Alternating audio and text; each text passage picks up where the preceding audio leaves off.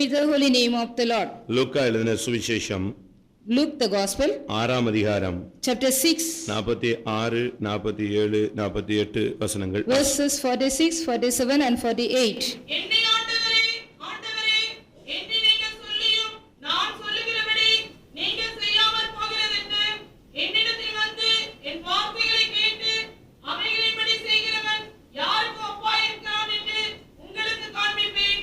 ஆழமாய் தோண்டி கற்பாறையின் மேல் அஸ்திபாரம் போட்டு வீடு கட்டுகிற மனுஷனுக்கு ஒப்பாயிருக்கிறான்.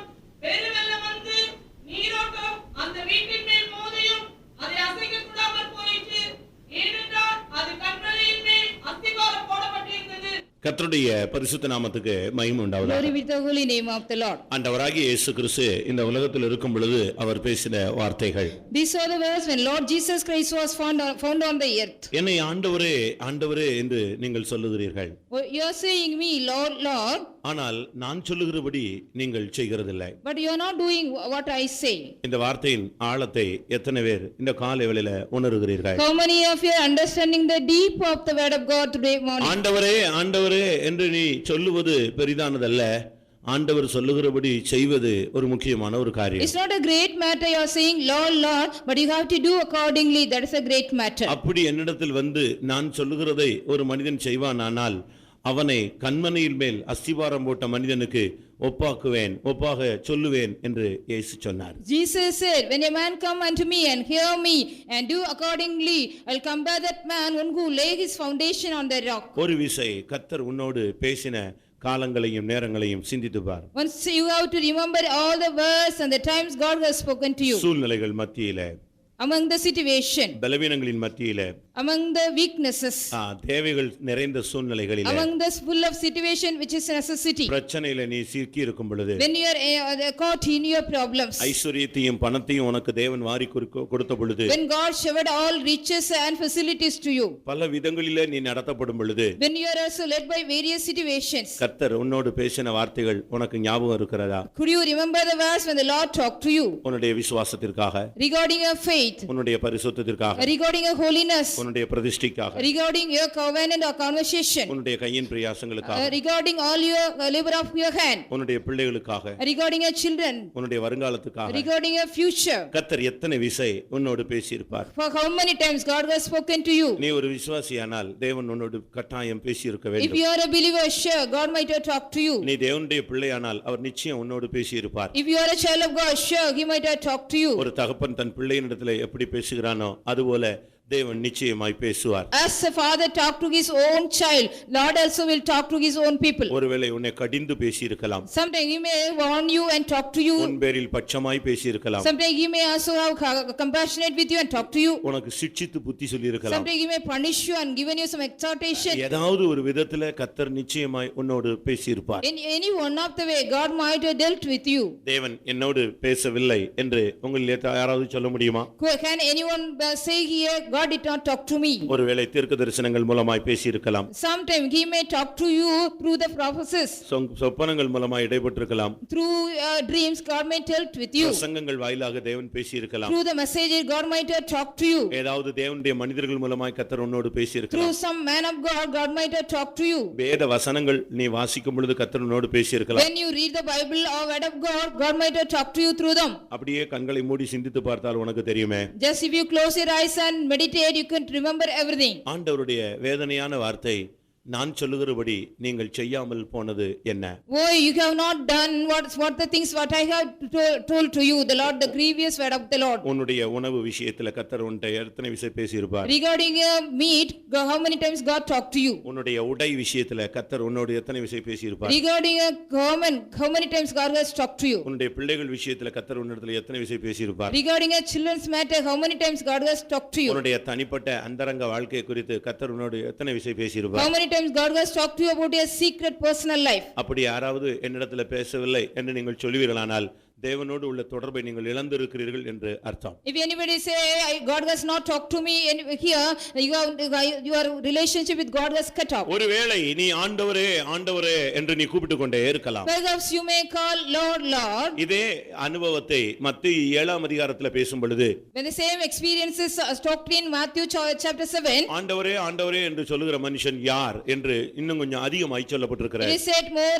clearly, who will be the person God, Lord, Lord. அவர்கள் என்ன சொன்னார்கள்? What they said, கர்த்தாவே உம்முடைய நாமத்தில் நாங்கள் தீர்க்கதரிசனம் உரைத்தோம் அல்லவா? Lord, in thy name have not we prophesied. உம்முடைய நாமத்தில் பிசாசுகளை துரத்தினோம் அல்லவா? Have not we cast out the demon in thy name. உம்முடைய நாமத்தில் நாங்கள் அற்புதங்களை செய்தோம் அல்லவா? Have not we done wonders in thy name. இப்படி அவர்கள் சொன்ன பொழுது When they said so, அவர் சொன்னார் நான் உங்களை அறியேன். the Lord said, I never knew you. மத்தேயு 7 21 22 23 இந்த வார்த்தை சொல்லப்பட்டிருக்கிறது. Gospel of Matthew 7 chapter verses 21, 22 and 23, these verses are said. பிசாசை துரத்தினாலும் நான் சொன்னதை நீ செய்தாயான்னு கேட்கிறார். Even though you have cast out demon, have you done the things what I have told to you? தீர்க்கதரிசனம் சொன்னாய், ஆனால் நான் சொன்னதை நீ செய்தாயா? It is true, you have prophesied, have you done the thing what I said? அற்புதங்களை செய்தாய், ஆனால் நான் சொன்னதை நீ செய்தாயா? It is true, you have done the miracles, but have you done what I said to you? இந்த கேள்விக்கு இந்த காலை வேளையில் நம்மில் எத்தனை பேர் தைரியமாய் பதில் சொல்ல முடியும்? How many of you can give the bold answer for this question today நான் morning? சொல்லுகிறபடி நீங்கள் செய்யாமல் போவது என்ன? Why are you not doing what I say to you? இது ஒரு தகப்பனுடைய கேள்வி அல்ல. This is not a question of a father. ஒரு புருஷனுடைய கேள்வி அல்ல. This is not a question of a husband. உன்னிடத்தில் கேட்பது தேவன். Only God is asking this question தேவன் to you. கேட்கிறார், நான் சொல்லுகிறபடி நீ செய்யாமல் போனது என்ன? The Lord is asking, why are you not doing what I have told you? உனக்கு ஜீவ சுவாசத்தை கொடுத்து உன்னை இம்மட்டுமாய் உன்னை தண்ணீர் பாய்ச்சி சேதப்படுத்தாதபடி பாதுகாத்துக் கொண்டு நான் வருகிறேனே, நீ என்னுடைய வார்த்தையின்படி செய்யாமல் போனது என்ன? I have given you the breathe and also water you and keep you, no hurt is come nigh and you, then why are you not doing the things which I have said to you? ஒரு தகப்பனுக்கு 2 பிள்ளைகள். One father had 2 sons. அவன் தம் மூத்தவனை பார்த்து சொன்னான், நீ இன்றைக்கு என்னுடைய வயலில் போய் வேலை செய்ய. Seeing the eldest and the father said, go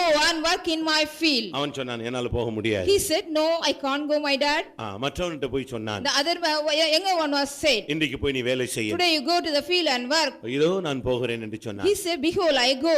நேரங்கள் போனது. When the time was passed, போக மாட்டேன் என்று சொன்ன மகனுடைய உள்ளம் உடைந்தது. when the son one who said, I will not go, his conscience was pricked. அவன் புறப்பட்டு போய் வேலைக்கு போய் விட்டான். He went to work in the field. ஆனால் போவேன் என்று சொன்னானே, அவன் இருதயத்தை கடினப்படுத்திக் கொண்டு அவன் போகவில்லை. But the son one who said, I'll go and work, he was hardened his heart and he did not go to the field. இவர்களில் எவன் தேவ தகப்பன் சித்தம் செய்தான் என்று இயேசு கேட்டார். Jesus asked, who is doing the will of God among these 2 sons? ஆண்டவர் சொல்லியும் நீ எத்தனை காரியங்களை செய்யாமல் இருக்கிறாய் என்பதை ஒரு விசை சிந்தித்து பார். One time you have to remember how many things you have not done after, even though the Lord said to you. உன்னுடைய அந்தரங்க வாழ்க்கையிலே கர்த்தர் உன்னோடு எத்தனை விசை சில காரியங்களை குறித்து பேசிக் கொண்டு வருகிறார். Regarding a secret life, how many times God is talking about that? மனுஷன் சொன்னதுக்கு கீழ்ப்படியவில்லை, விட்டுவிடு. You cannot obey what the man said, just leave it. ஒரு ஊழியன் சொன்னதுக்கு கீழ்ப்படிய முடியவில்லை, விட்டுவிடு. You cannot obey the servant of God what he said, just leave it. உன்னை விட அனுபவம் வாய்ந்தவர்கள் சொன்னார்கள், கேட்க முடியவில்லை, விட்டுவிடு. The experienced person then you also said you couldn't hear them. ஆனால் ஆண்டவரே ஆண்டவரே என்று இரவும் பகலும் கதறுகிறாயே, அவர் உன்னிடத்தில் பேசியும் நீ செய்யாமல் போனது என்ன?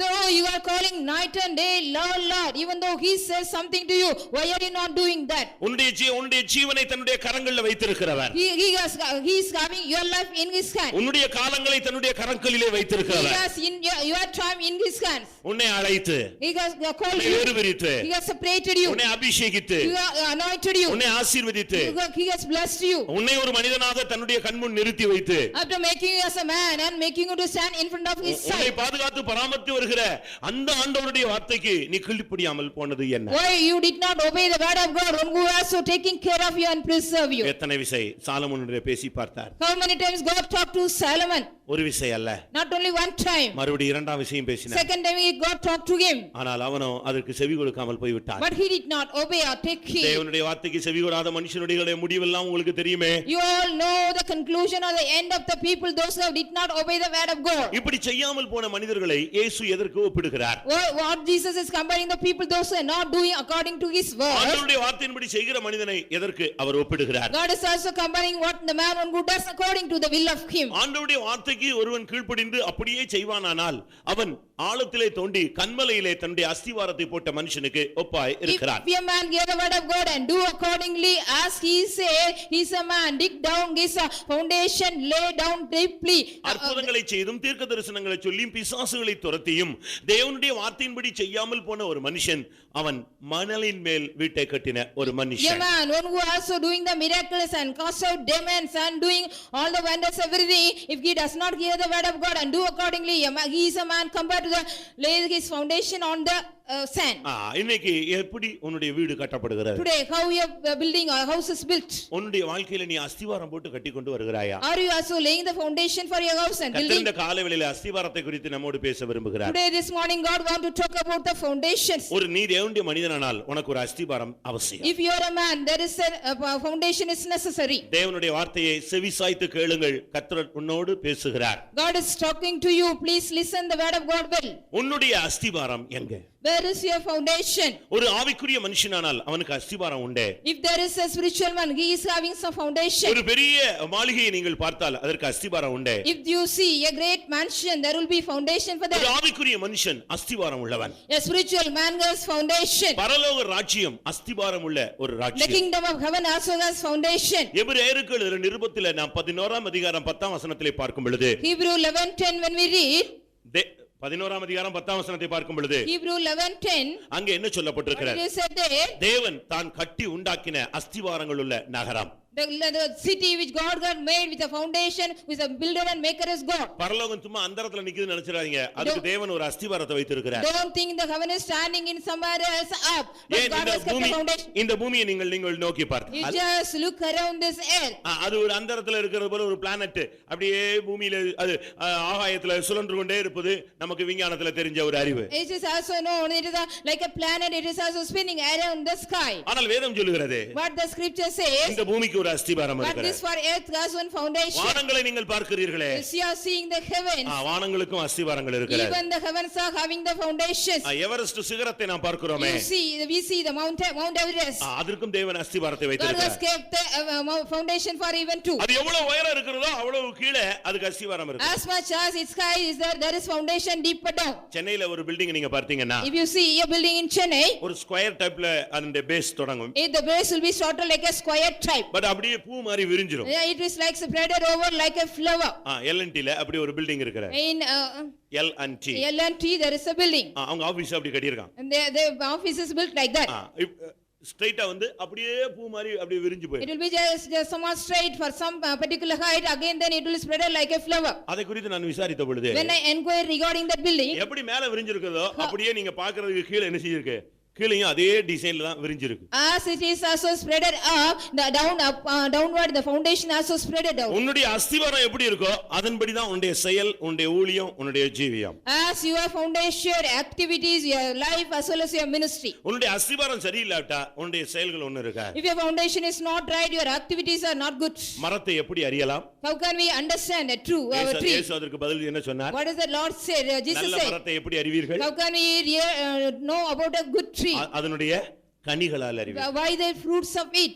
இன்றைக்கு இங்க உட்கார்ந்திருக்க எல்லாருக்கும் அஸ்திவாரம் இருக்கா அப்படிங்கறத செக் பண்ணு. Today we have to go on examine whether we are those are seated here, whether we are all அஸ்திவாரம் இல்லாத மனுஷன் ஒரு நாள் விழுந்து போவான். A man one who do not have the foundation, one day he will fall. அவன் ஊழியக்காரனா இருந்தாலும் சரி, Whether he may be a servant of God, அவர் ஒரு பாஸ்டரா இருந்தாலும் whether சரி, he may be a pastor, ஒரு சீனியர் பிலீவரா இருந்தாலும் சரி, whether he may be a senior believer, அஸ்திவாரம் இல்லைன்னா ஒரு நாள் அது அசைக்கப்படும். if he doesn't have a foundation, one day it will be shaken. ஒரு பெரிய மழை பெய்யும், There will be a great train, ஒரு பெரிய காற்று there வீசும். will be a great storm winded. நமக்கு பெரிய காற்றுலாம் வீச வேண்டாம், லேசா முறைச்சிட்டா போதும், ஓடிடுவோம். If we no need any small great wind, if we just look as லேசா முகநாடி மாறிடுச்சுன்னா சபையை வரவிட்டா சபைக்கே ஓடிடும். if our countenance changes more a little, they will not come to the church and go away. அஸ்திவாரம் உள்ள மனுஷன் அவன் என்ன ஆனாலும் நின்னு கொண்டே இருப்பான். Whatever may be, a man has a foundation, he will be standing. அவன ஒரு சின்ன பிரச்சனைலாம் அசைக்காது. If there is a small problem, it will not shake him. Euroclydon அடிச்சா கூட அவன் அசைய மாட்டான். Even the Euroclidon beat against him, he will not stand. He will stand. பைபிள்ல சொல்லி இருக்கு ஒரு புயலுக்கு பேர் என்னது? Euro குளிதோன். In the Bible it is said about the storm, it said Euroclidon. இப்ப சமீபத்துல அமெரிக்கால ஒரு புயல் தாக்குச்சு சிடார். Recently there is a stormy wind called ஒவ்வொரு Siga. புயலுக்கும் ஒவ்வொரு பேர் வச்சிருக்கான். But each and every storm has separate names. ஆனா யூரோக்ளிடன் அடிச்ச பொழுது பவுல் போனதான கப்பல் நொறுங்கி போயிடுச்சு. When Euroclidon blew, the ship which Paul went was broken. ஆனா ஒரு விசுவாசி என்ன புயல் அடிச்சாலும் அவனுடைய அஸ்திவாரம் சரியா இருந்தா அவன் நின்று கொண்டே If இருப்பான். you believe his foundation is correct, whatever may be the stormy wind come, he will be standing and standing. பிரியமானவர்களே, நம்முடைய அஸ்திவாரங்களை உறுதிப்படுத்த வேண்டிய ஒரு காலத்திலே நாம் வந்திருக்கிறோம். Beloved, we have come into the period we have to make strong our ஏனென்றால் foundation. இனிமேல் உள்ள காலம் அஸ்திவாரத்தை அசைக்கக்கூடிய காலம். Because the period which is going to come is going to shake the foundation. 11ஆம் சங்கீதம் 3ஆம் வசனத்தை பார்க்கும் பொழுது When we read Psalms 11:3, அங்க என்ன சொல்லப்பட்டிருக்கிறது? what it is said there? அஸ்திவாரங்களும் நிர்மூலமாகிறதே நீதிமான் என்ன செய்வான்? If the foundations are shaken, what the righteous man will do? அஸ்திவாரங்களை அசைக்கக்கூடிய நிர்மூலமாக்கக்கூடிய ஒரு காலகட்டத்துல தான் சபை வந்திருக்கிறது. The church has come into the period even the foundations are going to be destroyed. அநேக விசுவாசிகள் மேல இந்த அஸ்திவாரங்களை நிர்மூலமாக்கக்கூடிய சக்திகள் போராடுகிறது. Among many believers, upon many believers, the powers of which going to destroy the foundation is going to blow. உன்னுடைய அஸ்திவாரம் எங்க இருக்கு? So where is your foundation? உன்னுடைய அஸ்திவாரம் சரியான இடத்துல இருந்தால் அசைக்கப்பட மாட்டாய். If your foundation is correct, you will not be shaken. அதுக்கு எப்படி நம்ம கண்டுபிடிக்கலாம்? How can we identify that? அஸ்திவாரம் நல்லா போட்டிருக்கான்னு எப்படி தெரியும்? How can we identify the foundation is strong, laid strongly? இந்த பில்டிங்குக்கு அஸ்திவாரம் எப்படி போட்டாங்கன்னு அந்த நேரத்துல இருந்தவங்களுக்கு தான் தெரியும். And those who are lived in those period, how did the foundation laid for this building, they can know. யோபு ஒரு உத்தமன். Job was an upright man. ஒரு சன்மார்க்கன். He was a perfect man. தேவனுக்கு பயந்த மனுஷன். He was a man feared God. சூழ்நிலை மாறினபோது When the situation or circumstances changed, அஸ்திவாரம் அசைய ஆரம்பிச்சிருச்சு. the foundation was started shaking. கொஞ்சம் அப்படியே தடுமாறுறான். He was also stumbling a little. அவனை கூப்பிட்டு ஆண்டவர் ஃபர்ஸ்ட் பேசினார். The Lord talked to him after calling him first. நான் பூமியை அஸ்திவாரப்படுத்தும் போது எங்க இருந்த கொஞ்சம் Where சொல்லு. were you when he was asked to make strong the foundation நான் of the earth? பூமியை அஸ்திவாரப்படுத்தும் பொழுது நீ எங்க இருந்தாய்? When I laid the foundation of the earth, where were you? அத கேட்ட உடனே அவன் தன் வாயை பொத்திக் கொண்டான். Then he shut his mouth with his hand. உன்னுடைய அஸ்திவாரம் எங்க இருக்கு? Where is your foundation? புழுதியில போட்டுருக்கிறியா? Whether have you laid in the dust? கன்மலையாகிய கிறிஸ்துவில போட்டுருக்கிறியா? Whether have you laid your foundation on the rock, the Christ? தேவன் சொன்னதை நீ செஞ்சினா உன்னுடைய அஸ்திவாரத்தை நீ கன்மலையில போடுகிறாய். If you do what the Lord say, you are laying a foundation on that rock. சின்ன காரியம்னாலும் கர்த்தர் சொல்லி செய்யணும். Even a small matter, the Lord has to say, and you have to do. நான் அத ரொம்ப ஃபீல் பண்றேன். I feel it much that one. காலையில சாட்சியாவரத்துல நான் அறிக்கை செஞ்சிட்டு தான் வந்தேன். Early morning in the Sarchapuram, I confessed and came. எத்தனையோ விசுவாசிகள் வீடுகளுக்கு கர்த்தர் சில நேரங்கள்ல இந்த ஊர்ல இல்ல எந்த ஊர்லயுமே சில நேரங்கள்ல திடீர்னு போக சொல்லுவார். Not only in this city, whatever city I may be, so all of a sudden God may ask you to go and visit some believer's house. சிலரை போய் பார்க்க சொல்லுவார். And some people I have to go and visit, God will say. அந்த ஏரியாவை cross பண்ணுவேன் but நான் பார்க்காம வந்துருவேன். I will be going crossing the area, but I will not visit the house and come. ஒரு தூண்டுதல். I will be having an urge in me. ஒரு ஏவுதல். I will be having a stimulation in me. ஆனா நான் அது கீழ்ப்படியாம இருந்தேன். But I will not obey. நான் வீடு வந்து சேர்ந்திருப்பேன். I will come home. இல்ல அடுத்த நாள். And then very next இல்ல day. 2 நாள் கழிச்சு சொல்வாங்க. ஐயோ இந்த நேரத்துல நாங்க ரொம்ப கஷ்டப்பட்டு நீங்க வந்திருந்தா என்ன இருக்கும்? நல்லா இருந்தது. The people will say after 2 days in that time we were also suffering much. If you would have come, it would be better for us. நான் ரொம்ப ஃபீல் பண்ணிருக்கேன். ஐயோ நம்ம இந்த வார்த்தையை நம்ம ஆண்டவர் சொன்னதை நம்ம கீழ்ப்படியாம. So I also felt much grieved much because I have not obeyed the word of God. நீங்க எத்தனை விஷயம் நாம் இப்படி தேவனுடைய வார்த்தையை விட்டுருப்போம். How many times we have also not obeyed the word of God. நமக்கு பலவீனங்கள் தான் வந்து விடுகிறார். Only we are getting the weaknesses often. தூக்கம் வந்துருது. We get sleeping. நம்ம ரொம்ப வீக்கா ஃபீல் பண்றோம். We also feel very weak. இல்ல ரொம்ப பிஸியா நம்ம காட்டிக்கிறோம். Or else we feel like a people very busy bodies. Pastor போன வாரத்துல ஊழியக்கார கூட்டத்துல ஒரு கன்ஃபஸ் பண்ணார். In the workers meeting last week, pastor said one thing. அவர் வெளிய ரொம்ப வேகமா புறப்பட்டுட்டு இருந்தார். When he was started hastily outside. ஒரு மனுஷன் ஒருத்தன் வந்தானா. One person came. ஒரு 2 நிமிஷம் நான் உங்ககிட்ட பேசணும். I want to talk to you for only 2 minutes. அவர் சொன்னார் நான் ரொம்ப அவசரமா போறேன். He said, so I am here going very hurriedly. நான் போயிட்டு வந்து பேசுறேன். After I go and come back, I will talk to you. நாளைக்கு வா. Or else you come இல்ல tomorrow. பிறகு பார்க்கலாம். Or else I will see you later. இல்ல நான் ஒரு 2 நிமிஷம் பேசலாம்னு யோசிக்கிறேன் நான். He said, no, I want to talk to you for 1-2 minutes. டைம்ல நான் போயிட்டு வரேன். No, I don't have any time. I want to go. இவர் விசிட்டிங்லாம் முடிச்சிட்டு வந்தார். After his visiting, he came back. எங்கயோ போயிட்டு வந்த பிறகு After he came back, பக்கத்துல ரயில்வே ட்ராக்ல பயங்கர கூட்டமா இருந்துச்சு. there was a great crowd near the railway track. என்னன்னு கேட்டாங்க. What is the matter? He asked. யாரோ ஒருத்தன் அடிபட்டு செத்துட்டான் அப்படினா. Somebody has met accident and died, they said. இவர் போய் பார்த்தாராம். He went and saw. யாரோ நம்ம சர்ச்சுக்கு கிட்ட இப்படி வந்து செத்துட்டானேன்னு போய் பார்த்தார். Near the church, somebody has died like that. He went and saw. அந்த 2 நிமிஷம் டைம் கேட்டானே. அவன் தான் அங்க சூசைட் The பண்ணி particular person who asked for 2 minutes time, he was a person, he died there. இவர் ரொம்ப உடைஞ்சு போயிட்டார். He was also so grieved and much. அந்த 2 நிமிஷம் நான் அவன்கிட்ட பேசியிருந்தேனா அந்த ஆத்மா நெஞ்சிருக்க மாட்டான், செத்து போயிருக்க மாட்டான். If I could have talked to that person 2 minutes, he would not die. கர்த்தர் உன்கிட்ட எத்தனை விஷயம் பேசியிருப்பார், How many times God has talked to you? என்னென்ன காரியத்துக்கெல்லாம் பேசியிருப்பார், What are the matters regarding he has talked to you? உனக்குள்ள ஒரு தூண்டுதல் எத்தனை வர வந்திருக்கும், How many times God has given you an urge? எத்தனை நாள் காலையில கர்த்தர் உன்னை எழுப்பியிருப்பார், How many times early morning God woke you up? எத்தனை விதத்து எத்தனை காரியத்துல நீ முடிவெடுக்கும் போது கர்த்தருடைய வல்லமை உன்னோட இடைப்பட்டதுன்னு உனக்கு தெரியும். In how many matters when you take the decision, the power of God also dealt with you. அது ஒரு சின்ன காரியமா இருக்கலாம், Even it may be a small இல்ல அது matter, ஒரு பெரிய காரியமா or it may இருக்கலாம். be a very great matter. ஆனா கர்த்தர் உன்கிட்ட பேசுனது உனக்கு ஞாபகம் இருக்கா? But can you remember what the Lord has talked to you? தேவன் உன்னோடு பேசி அதை செய்யாமல் நீ போனது என்ன? Why you have not do after the Lord has talked to you regarding a matter? உன்னுடைய அஸ்திவாரம் சரியில்லை. Because your foundation is not correct. சரியான ஒரு அஸ்திவாரம் உனக்குள்ள இருக்குமானால் நீ தேவன் சொன்னதை அப்படியே If செய்து. you are having the right foundation, you will do what the Lord say as it is. அஸ்திவாரம் நிர்மூலமாக கூடிய காலங்கள். These are the days the foundations are going to be destroyed. இங்க வந்திருக்கிறோமே நம்முடைய அஸ்திவாரம் எப்படி இருக்கு? Those are gathered here, how is our foundation? புழுதியில அஸ்திவாரம் போடுறியா? Have you laid your foundation on the dust? மணல்ல அஸ்திவாரம் Have போடுறியா? you laid your foundation on the sand? நாட்கள் வரும் அன்னைக்கு நீ நிக்க முடியாது, நானும் நிக்க முடியாது. And the days will come, on that day we cannot stand, you and I cannot stand. யோபு 4ஆம் அதிகாரம் 19ஆம் வசனத்தை பார்க்கும் பொழுது In Job 4:19, அங்க என்ன சொல்லப்பட்டிருக்கிறது? what did it say there? புழுதியின் மேலே அஸ்திவாரம். And the foundation on the dust. நீ எதுல அஸ்திவாரம் போட்டுக்கிட்டு இருக்கிற? On which are you laying a foundation? புழுதியில் அஸ்திவாரம் போட்டு மண் வீடுகளில் வாசம் பண்ணி நீ யார் மேலே நம்பிக்கை வைக்கிறாய்?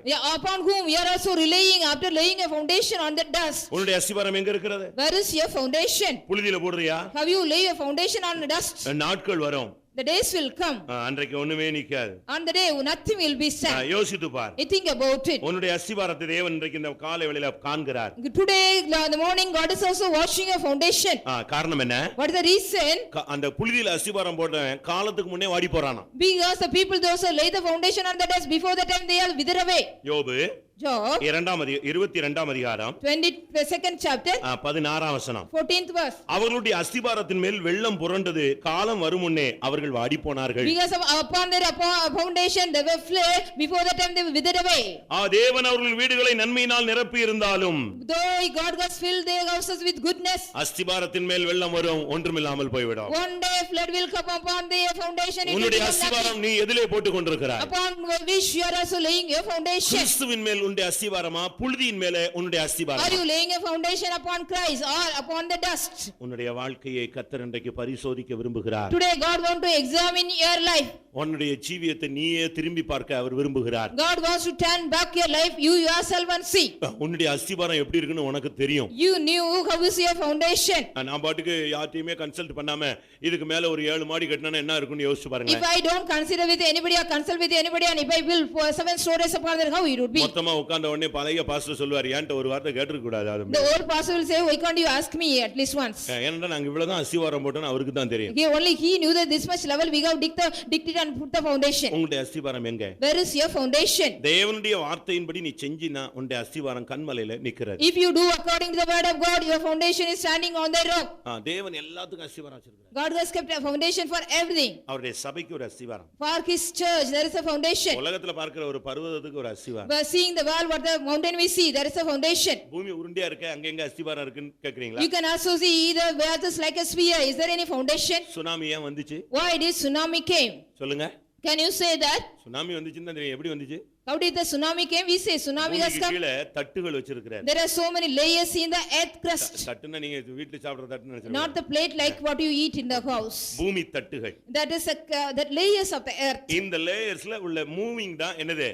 ஒரு அசைவு தான் சுனாமிக்கு The காரணம். shaking and the moving of the layers of the earth is called tsunami. ஒரு சின்ன அசைவு ஆயிரக்கணக்கான கிலோமீட்டருக்கு தாண்டி பெரிய அழிவை கொண்டு வந்து A விட்டது. small shaking or the moving or the pressing, it brought thousands of miles destruction. 2 Samuel 22:16ல பூமியின் அஸ்திபாரங்கள். It is said about 2 Samuel 22:16, the foundations of the earth. 2 Samuel 22:8 வானத்தின் அஸ்திபாரங்கள். 2 Samuel 22:8, the foundations of the heaven. வானத்துக்கும் அஸ்திபாரம் இருக்கு, பூமிக்கும் பூமிக்கும் அஸ்திவாரம். Even the heaven as well as the earth, they are having the foundation. அதனாலதான் பூமியை நான் அஸ்திவாரப்படுத்தும் போது நீ எங்க இருந்தேன்னு கேட்டார். So then the Lord asked, when I established the earth, when I put the foundation, where were you? அப்படி அவர் அஸ்திவாரப்படுத்தினாரே, அவர் பேர் என்ன? What is the name of him, one who gave the foundation to the earth? அவருடைய குமாரனுடைய நாமம் என்ன? What is the name of the son of him? அவன் கேக்குறாரு, ஆண்டவர் அவர் பேர் என்ன, அவர் குமாரன் பேர் உனக்கு தெரியுமா? And do you know what is his name and his son's name? The Lord is asking to Job. தேவன் எல்லாவற்றுக்கும் அஸ்திவாரத்தை வச்சிருக்கார். God has kept the foundation for all things. ஒரு விசுவாசிக்கு அஸ்திவாரம் இருக்கிறது.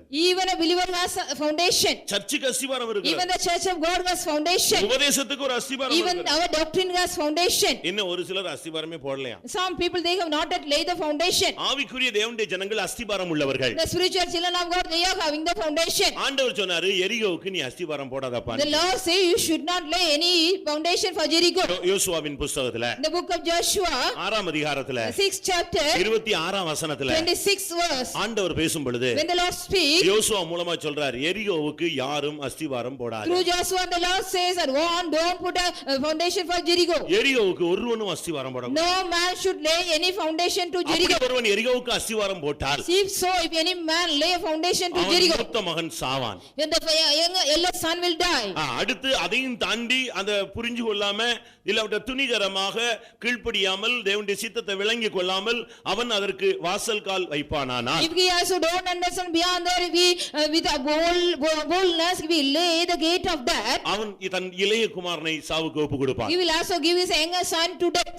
எரிகோ சபிக்கப்பட்ட வாழ்க்கையை காண்பிக்கிறது. Jericho shows a cursed life. பின்மாற்ற வாழ்க்கையை It காண்பிக்கிறது. shows a life of backsliding. எருசலேமிலிருந்து ஒருவன் எரிகோவுக்கு போனான். A man went from Jerusalem to போகும் Jericho. வழியிலே அவன் கல்லர் கையிலே சிக்கிக் கொண்டான். On the way, he also met in the hands of the robber. இந்த எரிகோவுல நீ போய் அஸ்திவாரம் போட போறாயா? In this Jericho, are you going to lay your foundation? இன்னைக்கு உன்னுடைய அஸ்திவாரத்தை நீ இப்ப பார்க்கணும். Today, you have to just see or examine your foundation. வானளாவிய கோபுரங்களை நீங்கள் உலகத்திலே பார்க்கலாம். You can also see the towers which reach the heaven. அது எத்தனை அடி உயரங்கள் எழும்பி இருக்கோ அவ்வளவுக்கு அவ்வளவு அஸ்திவாரங்களை அவர்கள் பலப்படுத்துகிறார். As much as tall it raised up, they are also strengthening the foundation down. சென்னையில திடீர்னு ஒரு 7 மாடி கட்டடம் அப்படியே உள்ள போயிடுச்சு. In Chennai, suddenly the 7-story building went inside the ground.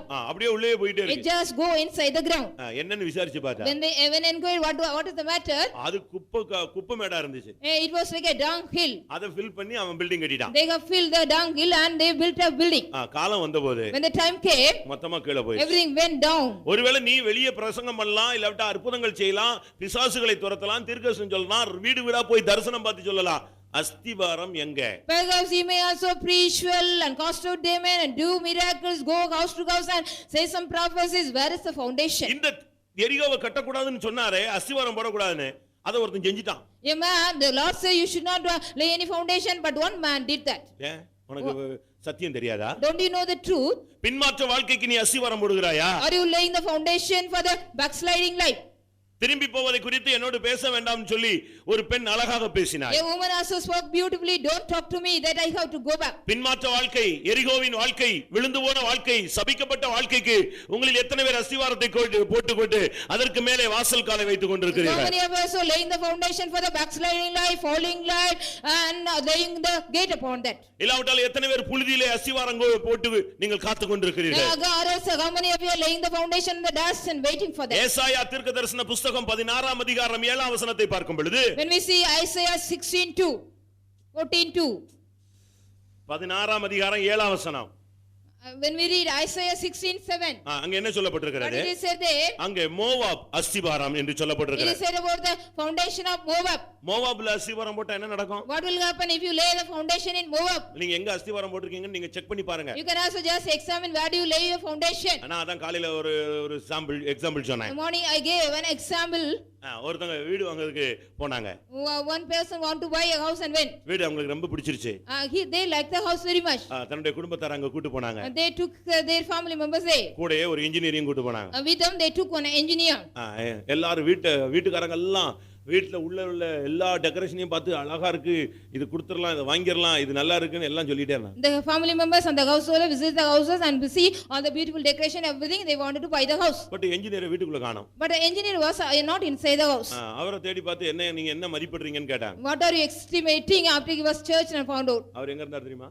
Where he was வெளியே 2 கூலி ஆளை வச்சு வீட்டோட சைட தோண்டிட்டு இருந்தான். He was also digging at the side of the house outside. எதுக்கு? Why? அந்த பில்லருக்கு எவ்வளவு அஸ்திவாரம் போட்டிருக்கான், இதுக்கு மேல ஏதாவது நிக்குமா, தாங்குமா, அதைத்தான் அவன் பார்த்துட்டு. To check how much deep the foundation is laid for the house. கர்த்தர் உன்னுடைய முகத்தை பார்க்கறது இல்ல, உன் இருதயத்தின் அஸ்திவாரத்தை தான் அவர் பார்த்துட்டு. God is not seeing you, watching your face. He is seeing the deep of the heart. How do you lay the உன் foundation? முகத்தை பார்க்கறதுக்கு ஊர்ல தான் எத்தனை பேர் இருக்கிறான். So many people are there to watch your face. மனுஷன் முகத்தை தான் The பார்ப்பான். man sees the face of other man. நீயும் கூட்டத்துல உட்கார்ந்து தேய்ன்னு தேய்ச்சி பார்க்கிற முகம் மாற மாட்டாங்க. Even though you are seated in the church and seeing the face, but the face is not changed. மனுஷன் முகத்தை பார்க்கறான். Man is seeing, watching the face. தேவன் உன்னுடைய அஸ்திவாரத்தை பார்க்கிறார். But God is watching the foundation of உன்னுடைய you. நிலவரத்தை தான் அவர் பார்த்துக்கிட்டே He is இருப்பார். seeing the state of you. இப்போ மோவாப்ல அஸ்திவாரம் போடுறான். Now he is laying the foundation in Moab. அது எதை காண்பிக்கிறது? What does it show? மோவாபின் சபனான வெளிகளிலே தேவனுடைய ஜனங்கள் தன்னுடைய வேறுபாட்டின் ஜீவத்தை இழந்து போனார்கள். The people of God also lived their life of separation in the plain of Moab. மோவாபின் சமனான வெளியில்தான் தேவனுடைய ஜனங்கள் முதல் விழுகையை சந்தித்த ஒரு இடம். The plain of Moab was the first place the children of God made the falling day first. பேயோரின் குமாரனாகிய பிலேயாம் போய் தீர்க்கதரிசனம் சொன்னான். The son of Beor, the Balaam went and prophesied. இந்த ஜனங்கள் தனித்து வாசம் பண்ணுவார்கள். These people will dwell separate here. இவர்கள் ஜாதிகளோடு கலவாமல் தனித்து வாசம் They பண்ணுவார்கள். will not mingle with a nation and they will dwell அவர்கள் lowly. யாரும் ஒண்ணுமே பண்ண முடியாதுன்னு Nobody சொன்னான். can do anything with them, he said. ஆனால் போகும்பொழுது ஒரு வார்த்தை சொன்னான். But when he went, he said இந்த about, வேறுபாட்டின் ஜீவத்தை உடைச்சிருங்க, இவங்களை மேற்கொள்ளலாம். just break the life of separation, we can overcome them. அதுதான் மோவாபின் ஆவி. That is the spirit of Moab. Moab யார்? Who is Moab? லோத்தினுடைய சந்ததி. That is the descendant of Lot. தகாத உறவு. And they got the unwanted relationship. வேசித்தனத்தின் ஆவி. The spirit of fornication. நீ அஸ்திவாரத்தை எங்க போடுறன்னு கொஞ்சம் யோசிச்சு பாரு. Just think, where do you lay your foundation? உன்னுடைய அஸ்திவாரத்தின் தன்மை எங்க இருக்கிற? What is the nature or the aspect of the foundation of you? நீ சபையில விசுவாசி தான். You are a believer in the church. சபைக்கு நீ முக்கியமான ஆள் தான். You are a very important person of the church. அதெல்லாம் ஒத்துக்கொள்றோம். We all agree with you. ஆனா பேஸ் எங்க இருக்கு? But where is your base or the உன்னுடைய foundation? ஃபவுண்டேஷன் எங்க இருக்கு? Where is your foundation? உன்னுடைய அஸ்திவாரத்தின் தன்மை What எப்படிப்பட்டது? is the nature of your foundation? மோவாப்ல அஸ்திவாரம் போட்டா நீ பரலோகம் போக முடியுமா? If you lay the foundation in Moab, can you go to the kingdom of heaven? உன்னுடைய வேறுபாட்டின் ஜீவியத்தை உடைச்ச பிறகு நீ சிம்சோனை போல விழுந்து போய் விடுகிறாயே. After you are breaking the life of separation like Samson, you are also falling down. அதுக்கு பிறகு நீ வாழ்க்கையில மீட் பண்ணணும்னா ஒரு விசை என்று நீ கத்தி அழுதாதான் ஏதாவது மீட்பு கிடைக்க வாய்ப்பு உண்டு. After if you also want to get the redemption, you have to just sit and cry for one time, then only you will get the redemption. எசேக்கியேல் 30 அதிகாரம் 44 வசனத்துல பார்க்கும் பொழுது Ezekiel 30:44. அங்கே எசேக்கியேல் 30 அதிகாரம் 4 வசனம்.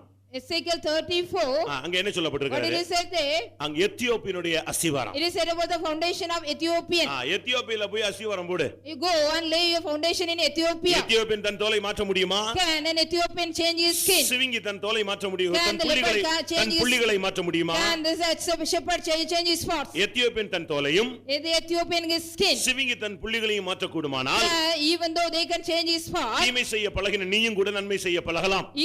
those who are accustomed to do evil, you can also do good. எத்தியோப்பியால போய் நீ அஸ்திவாரம் போடுறியா? Are you going and laying a foundation in Ethiopia? மறுபடியும் தீமை செய்ய போகிறாயா? Again, what do you want to do? The evil. வேண்டாம்னு சொல்லி தானே இங்க வந்திருக்கிற. Because you said you don't need anything and came பழிக்கு here. பழி வாங்க மாட்டேன்னு சொல்லி தானே இங்க வந்திருக்கிற. You said பழிக்கு பழி வாங்க மாட்டேன்னு சொல்லி தானே you வந்திருக்கிற. said I don't get any avenge for avenge. மறுபடியும் தீமை செய்ய போகிறாயா? Again, do you want to do the evil and do? தீமை செய்யற ஆவி உன்னோடு போராடுகிறதா? Do you have the spirit of vengeance with you? நன்மை செய்ய விருப்பம் இருக்கிறது. You are having the delight to do the good. தீமையின் பிரமாணம் உனக்குள்ள போராடுது. But the law of evil is also struggling with you. ரோமர் 7 அதிகாரத்துல பவுல் என்ன சொல்லுகிறார்? What does Paul says in Romans 7 chapter? நானும் நன்மை செய்ய விரும்புகிறேன். I want to do good. ஆனால் எனக்குள்ள தீமை என்கிற ஒரு பிரமாணம் வேலை செய்கிறது. But the law of evil is working in me, he அப்ப says. சரியான அர்த்தம் என்ன? What's the right meaning of உன்னுடைய that? அஸ்திவாரம் எத்தியோப்பியால நீ Your போடுகிறாய். foundation is you are laying in Ethiopia. மறுபடியும் நீ தீமை செய்ய பார்க்கிறாய். Again, you wanted to do evil. உன்னுடைய அஸ்திவாரம் எப்படிப்பட்டது? What kind of foundation is yours? மீகா 1 அதிகாரம் 6 வசனத்தை பார்க்கும் பொழுது Micah 1:6. அங்கே என்ன அஸ்திவாரம்? What kind of foundation is there? சமாரியாவுல அஸ்திவாரம். The foundation of Samaria. சமாரியால அஸ்திவாரம் போட்டா எப்படி இருக்கும்? If you lay the foundation in Samaria, how it would be? சமாரியாவின் வெளியே சமாரியாவை வெளியான மண்மேடாய் நான் மாற்றுவேன். I will make Samaria as a heap of sand. அதில் பள்ளத்தாக்குகளை புரண்டு விழ பண்ணுவேன். I will make the valleys to be overthrown. அதை கற்கள் எல்லாம் பள்ளத்தாக்குல விழ பண்ணுவேன். I will make all the stone to be fall in the valley. அதன் அஸ்திவாரங்களை நான் என்ன செய்வேன்? திறப்பேன். I will also open the foundation of that. அஸ்திவாரத்தை தோண்ட பிறகு பில்டிங் எங்க நிக்கும்? If you open the foundation, where will the building will stand? இது எதை What காண்பிக்கிறது? does it show? உன்னுடைய ஜீவியத்துல நீ பைபிள் எல்லாம் தூக்கிட்ட. In your life, you have carried all the Bible. பாவம் செய்ய மாட்டேன்னு நீ அனசான் எடுத்துட்ட. You have also taken the baptism, will not do sin. பரலோகம் போகணும்னு பரிசுத்த ஆவி பெற்று You விட்டாய். have received the Holy Spirit, you want to go to heaven. இனி அடுத்த ஸ்டெப் வருகையில போணும். The next step you have to go in the coming of the Lord. அதானே?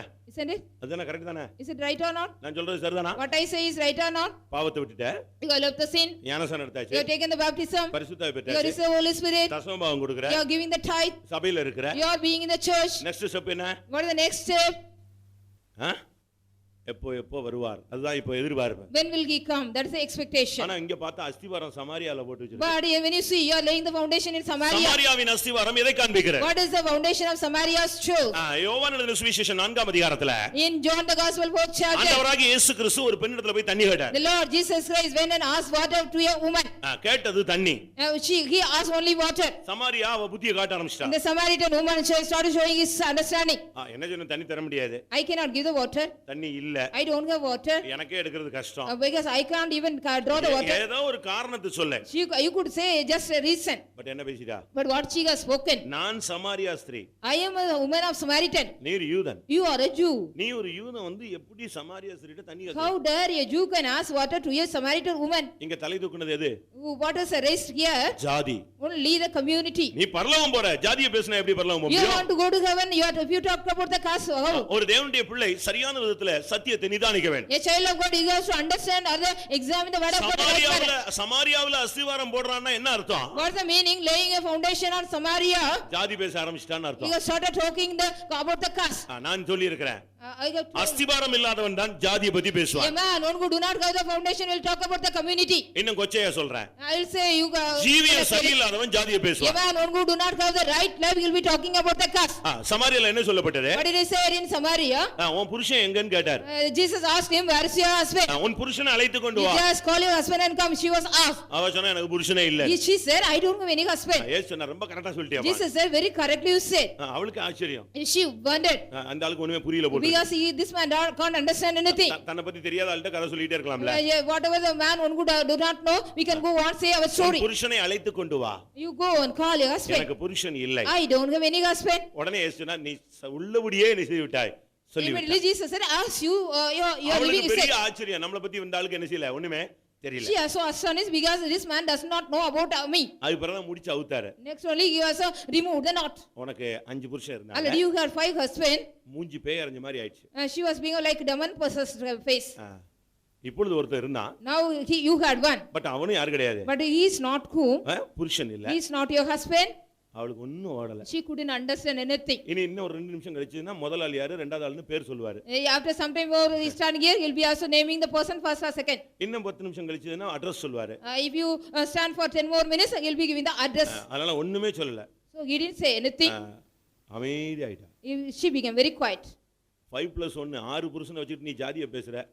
நீ எங்க பரலோகம் போறது? You're having 5+1 6 husband and talking about the community. அதான் நான் சொன்னேன் ஜீவியம் சரியில்லாதவன் ஜாதி பேசுவான்னு நான் சொன்னேன். A man who has no correct life will be talking the caste. அவளுக்கு பைபிள் தெரியும். He knew Bible. பைபிள் தெரியும். He knew about the Bible. அவ என்ன சொன்னா? What did she say? மேசியா என்ன செய்றார்?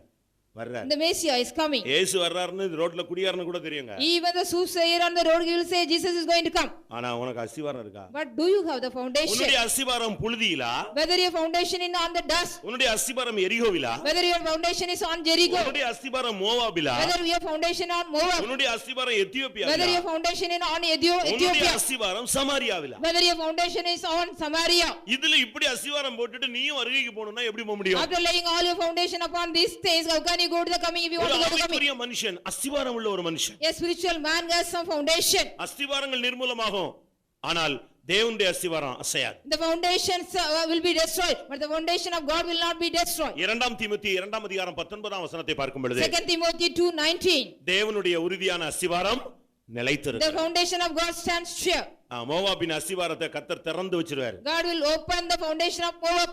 சமாரியாவின் அஸ்திவாரம் திறந்து அசைஞ்சு ஒண்ணும் இல்லாம The போயிடும். foundation of Samaria will open and will become nothing. ஆனால் தேவனுடைய அஸ்திவாரம் உறுதியானது. But this foundation of God will be stand sure. அது நிலைத்திருக்கும். It will stand sure. இன்னைக்கு எத்தனை பேர் அந்த உறுதியான அஸ்திவாரத்தின் மேல உங்களை கட்ட விரும்புகிறீர்கள்? Today how many of you want to build upon the sure foundation? தேவனுடைய அஸ்திவாரம் எங்க போட்டு வச்சிருக்கா தெரியுமா? Where God has laid his foundation. தேவனே ஒரு பெரிய அஸ்திவாரம். It is great foundation. தேவனுடைய அஸ்திவாரம் உறுதியானது. The foundation of God is very sure. அவர் அஸ்திவாரத்தை எங்க போட்டு வச்சிருக்காரு? Where he lays his foundation. 87ஆம் சங்கீதம் Psalms 87. முதலாம் வசனத்தை First பாருங்க. verse. தேவனுடைய அஸ்திபாரம் பரிசுத்த பர்வதங்களில் இருக்கிறது. The foundation of God is also on the holy mountain. ஆண்டவர் தன்னுடைய அஸ்திவாரத்தை எரிகோவிலேயோ புழுதியிலேயோ மோவாபிலேயோ எத்தியோப்பியாவிலேயோ சமாரியாவிலேயோ போடுறது இல்ல. The Lord does not lay his foundation on the dust or sand or Jericho or Ethiopia or Samaria or Moab. அவருடைய அஸ்திவாரம் பரிசுத்தத்துல தான் நிப்பாட்டி வைக்கிறார். In his foundation is on the holy mountain. தேவன் பரிசுத்தர். God is holy. அதுதான் ரொம்ப முக்கியமான பகுதி. That is very important portion. நான் காலையில சொன்னேன், அதனாலதான் பல ரவுண்ட்ஸ் இன்டர்வியூல போயிட்டு இருக்கோம். லாஸ்ட் ரவுண்ட்ஸ்ல நீ நிக்கணும். Morning I say so you have to go in the so many rounds of interview, the final round you have to come. தெய்வீக சுகம் அப்படின ஒரு ரவுண்ட்ஸ், அதுல நீ ஜெயிச்சிருவேன்னு The நினைக்கிறேன். divine healing, there is a round, you will be win in that. ஆஸ்பத்திரிக்கு போன கேஸ்ல அந்த ரவுண்ட்ஸ்ல வெளிய வந்துற வேண்டியதா. The case of those who went to the hospital, they will come out in that. அப்படிதானே? Is it? சரிதானா? Is it right or not? காணிக்கை தசம பாகம்னு ஒரு rounds. Offering and the tithe another round. அதுல எப்படியோ தப்பி வந்துருவீங்கன்னு You can நினைக்கிறேன். also escape and one and come. அப்படிதானே? Isn't it?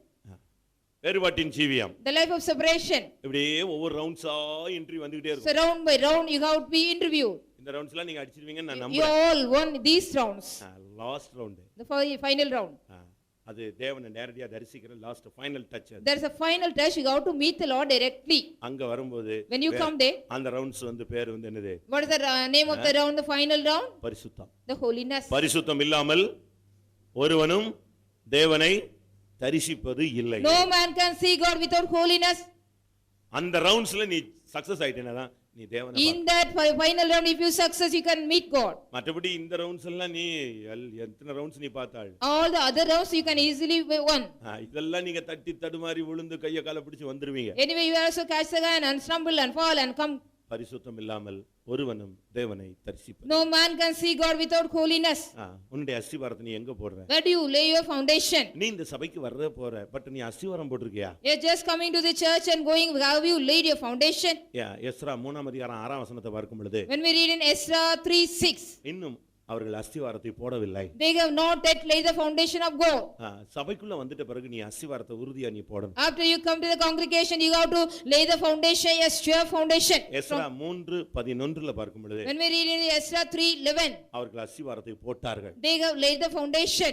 ஒரு டைம்ல அவங்க போடாம இருந்தாங்க, அது பிறகு அஸ்திவாரத்தை போட ஆரம்பிச்சாங்க. Once they did not lay the foundation, again they started laying the foundation. எப்படி அஸ்திவாரம் போட்டாங்க தெரியுமா? How did they lay the foundation, do you know? Ezra 6:3ல பாத்தீங்கன்னா, When we read Ezra 6:3, பலமான அஸ்திவாரம் போட்டாங்க. they put a foundation, a strong ரொம்ப foundation. ஸ்ட்ராங்கா ஃபவுண்டேஷன் Very போட்டாங்க. strongly they laid the foundation. என்ன புயல் வந்தாலும், Whatever may be the storm come, என்ன யாரு சொன்னாலும், உனக்கு கிறிஸ்துவின் மேல அந்த உறுதியான அஸ்திவாரம் இருக்கு. whatever may say anything, you are having a sure foundation upon Christ.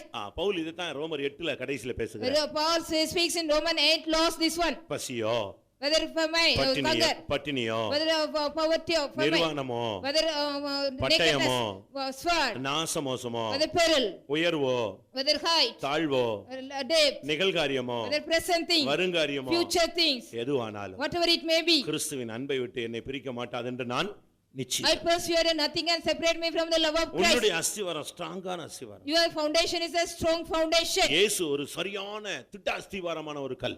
Jesus is a sure foundation stone. அது பரீட்சிக்கப்பட்டது. It is a stone, it is tested. அது பரீட்சிக்கப்பட்ட ஒரு கல். It is a stone, it was proved or tested. இந்த மரங்கள் கூட கெட்டு போக கூடாதுன்னு சீசிங்னு பண்ணுவாங்க ஒரு process. For the trees, the woods will be they will be doing some ceasing, they should not be spoiled. அது அந்த processல போயிட்டு வந்துச்சுனா மரம் என்ன செய்யாது?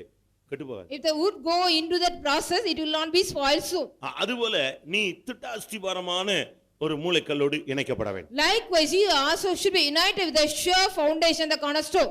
இதை தான் பைபிள்ல அழகாக சொல்லி இருக்கிறார். This only said beautifully in the Bible. பரீட்சிக்கப்பட்டதும், It is tried stone. விலையேறப்பட்டதும், It's a precious stone. அஸ்திவாரமான ஒரு மூலைக்கல்லை நான் சீயோனில் I வைக்கிறேன். lay a sure foundation stone, cornerstone in Zion. ஒரு தேவனுடைய பிள்ளை இந்த அஸ்திவாரத்துல தான் கொண்டு வந்து நம்ம சேர்க்கணும். A child of God, we have to come and unite in this stone. இன்னைக்கு எத்தனை பேர் இந்த அஸ்திவாரத்துல இப்படிப்பட்ட ஒரு திட்ட அஸ்திவாரமா உங்களை மாற்ற விரும்புகிறீர்கள்? Today, how many of you want to make yourself as a sure foundation? யார் மாறினாலும், எந்த பாஸ்டர் மாறினாலும், செத்து போனாலும், இருந்தாலும், நின்னாலும் நீ உன்னுடைய அஸ்திவாரம் நிச்சய கூடாது, அசைய கூடாது. Let anybody change, let any pastor go and come, your foundation should not be shaken. கன்மலையாகிய கிறிஸ்துவில உனக்கு தொட்ட அஸ்திவாரம் இருக்கணும். You need a sure foundation upon the rock, the Christ.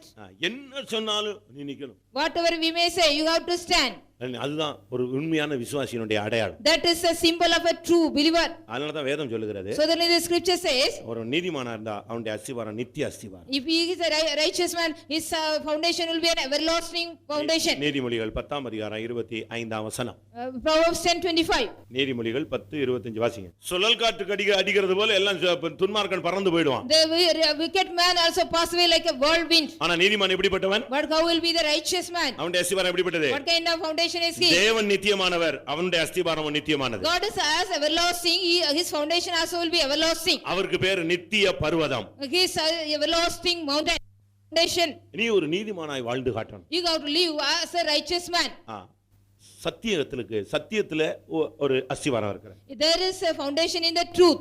சபையில ஒரு அஸ்திவாரம். There is a foundation in the church. நான் அந்த ரெண்டையும் கொஞ்சம் விளக்குறேன் உங்களுக்கு. I want to explain these two புரியணும்ங்கிறதுக்காக சொல்றேன். because you have to understand. நமக்கு சொல்லி கொடுக்கறாங்களே இந்த சத்தியங்கள், இதெல்லாம் ஒவ்வொரு ஸ்டெப்பும் ஒவ்வொரு அஸ்திவாரம். What are the truths are taught, each and everything are one foundation. எபிரேயர் 6ஆம் அதிகாரம் Hebrews 6th chapter. முதல் 2 வசனத்துல நீங்க இத பார்க்கலாம். You can see in the first 2 verses. மனம் திரும்புதல், There is repentance, கைகளை வைக்குதல், laying the hands, ஸ்நானங்களுக்கு அடுத்த உபதேசம், the doctrine regarding the baptism, உயிர்த்தெழுதல், there is resurrection. இப்படி இதெல்லாம் ஒரு அஸ்திபார உபதேசங்கள். These are the foundation preaching or the doctrine. இதத்தான் பவுல் அழகாக பேசுகிறார். Paul speaks beautifully this. மனம் திரும்புதல், That is repentance, தேவன் பேரில் வைக்கும் the விசுவாசம், faith upon God, ஸ்நானங்களுக்கு அடுத்த உபதேசம், of the doctrine of baptism, உயிர்த்தெழுதல், நியாய தீர்ப்பு, இதெல்லாம் ஒரு அஸ்திபாரம். resurrection and eternal judgment, these are all the ஆனா foundation. சாகுற வரைக்கும் இதையே திரும்ப ஒரே வீட்டுக்கு அஸ்திவாரம் போட்டுட்டு இருக்க கூடாது. Till your death you should not go on lay this foundation again and again for one house. 10 வருஷம் ஒரே அஸ்திவாரம் போட்டுட்டு இருந்தா, If you go on lay foundation for one house for 10 years, 10 வருஷமா ஒரே அஸ்திவாரம், மனம் திரும்புதல், ஞானஸ்நானம், பரிசுத்தாவி, இதே சொல்லிட்டு இருக்க முடியுமா? just we are going again and again laying the foundation, dependence, baptism and everything. ஒரு சில சர்ச்சில் அந்த லெவல் தான் இருக்குது. In some churches only they are having this level. DGS Dhinakaran pastor யானஸ்ட பேசும் பொழுது, When Pastor DJ Sinagaran spoke to Pastor Anas, பேசும் பொழுது என்ன சொன்னாரு? what did he say?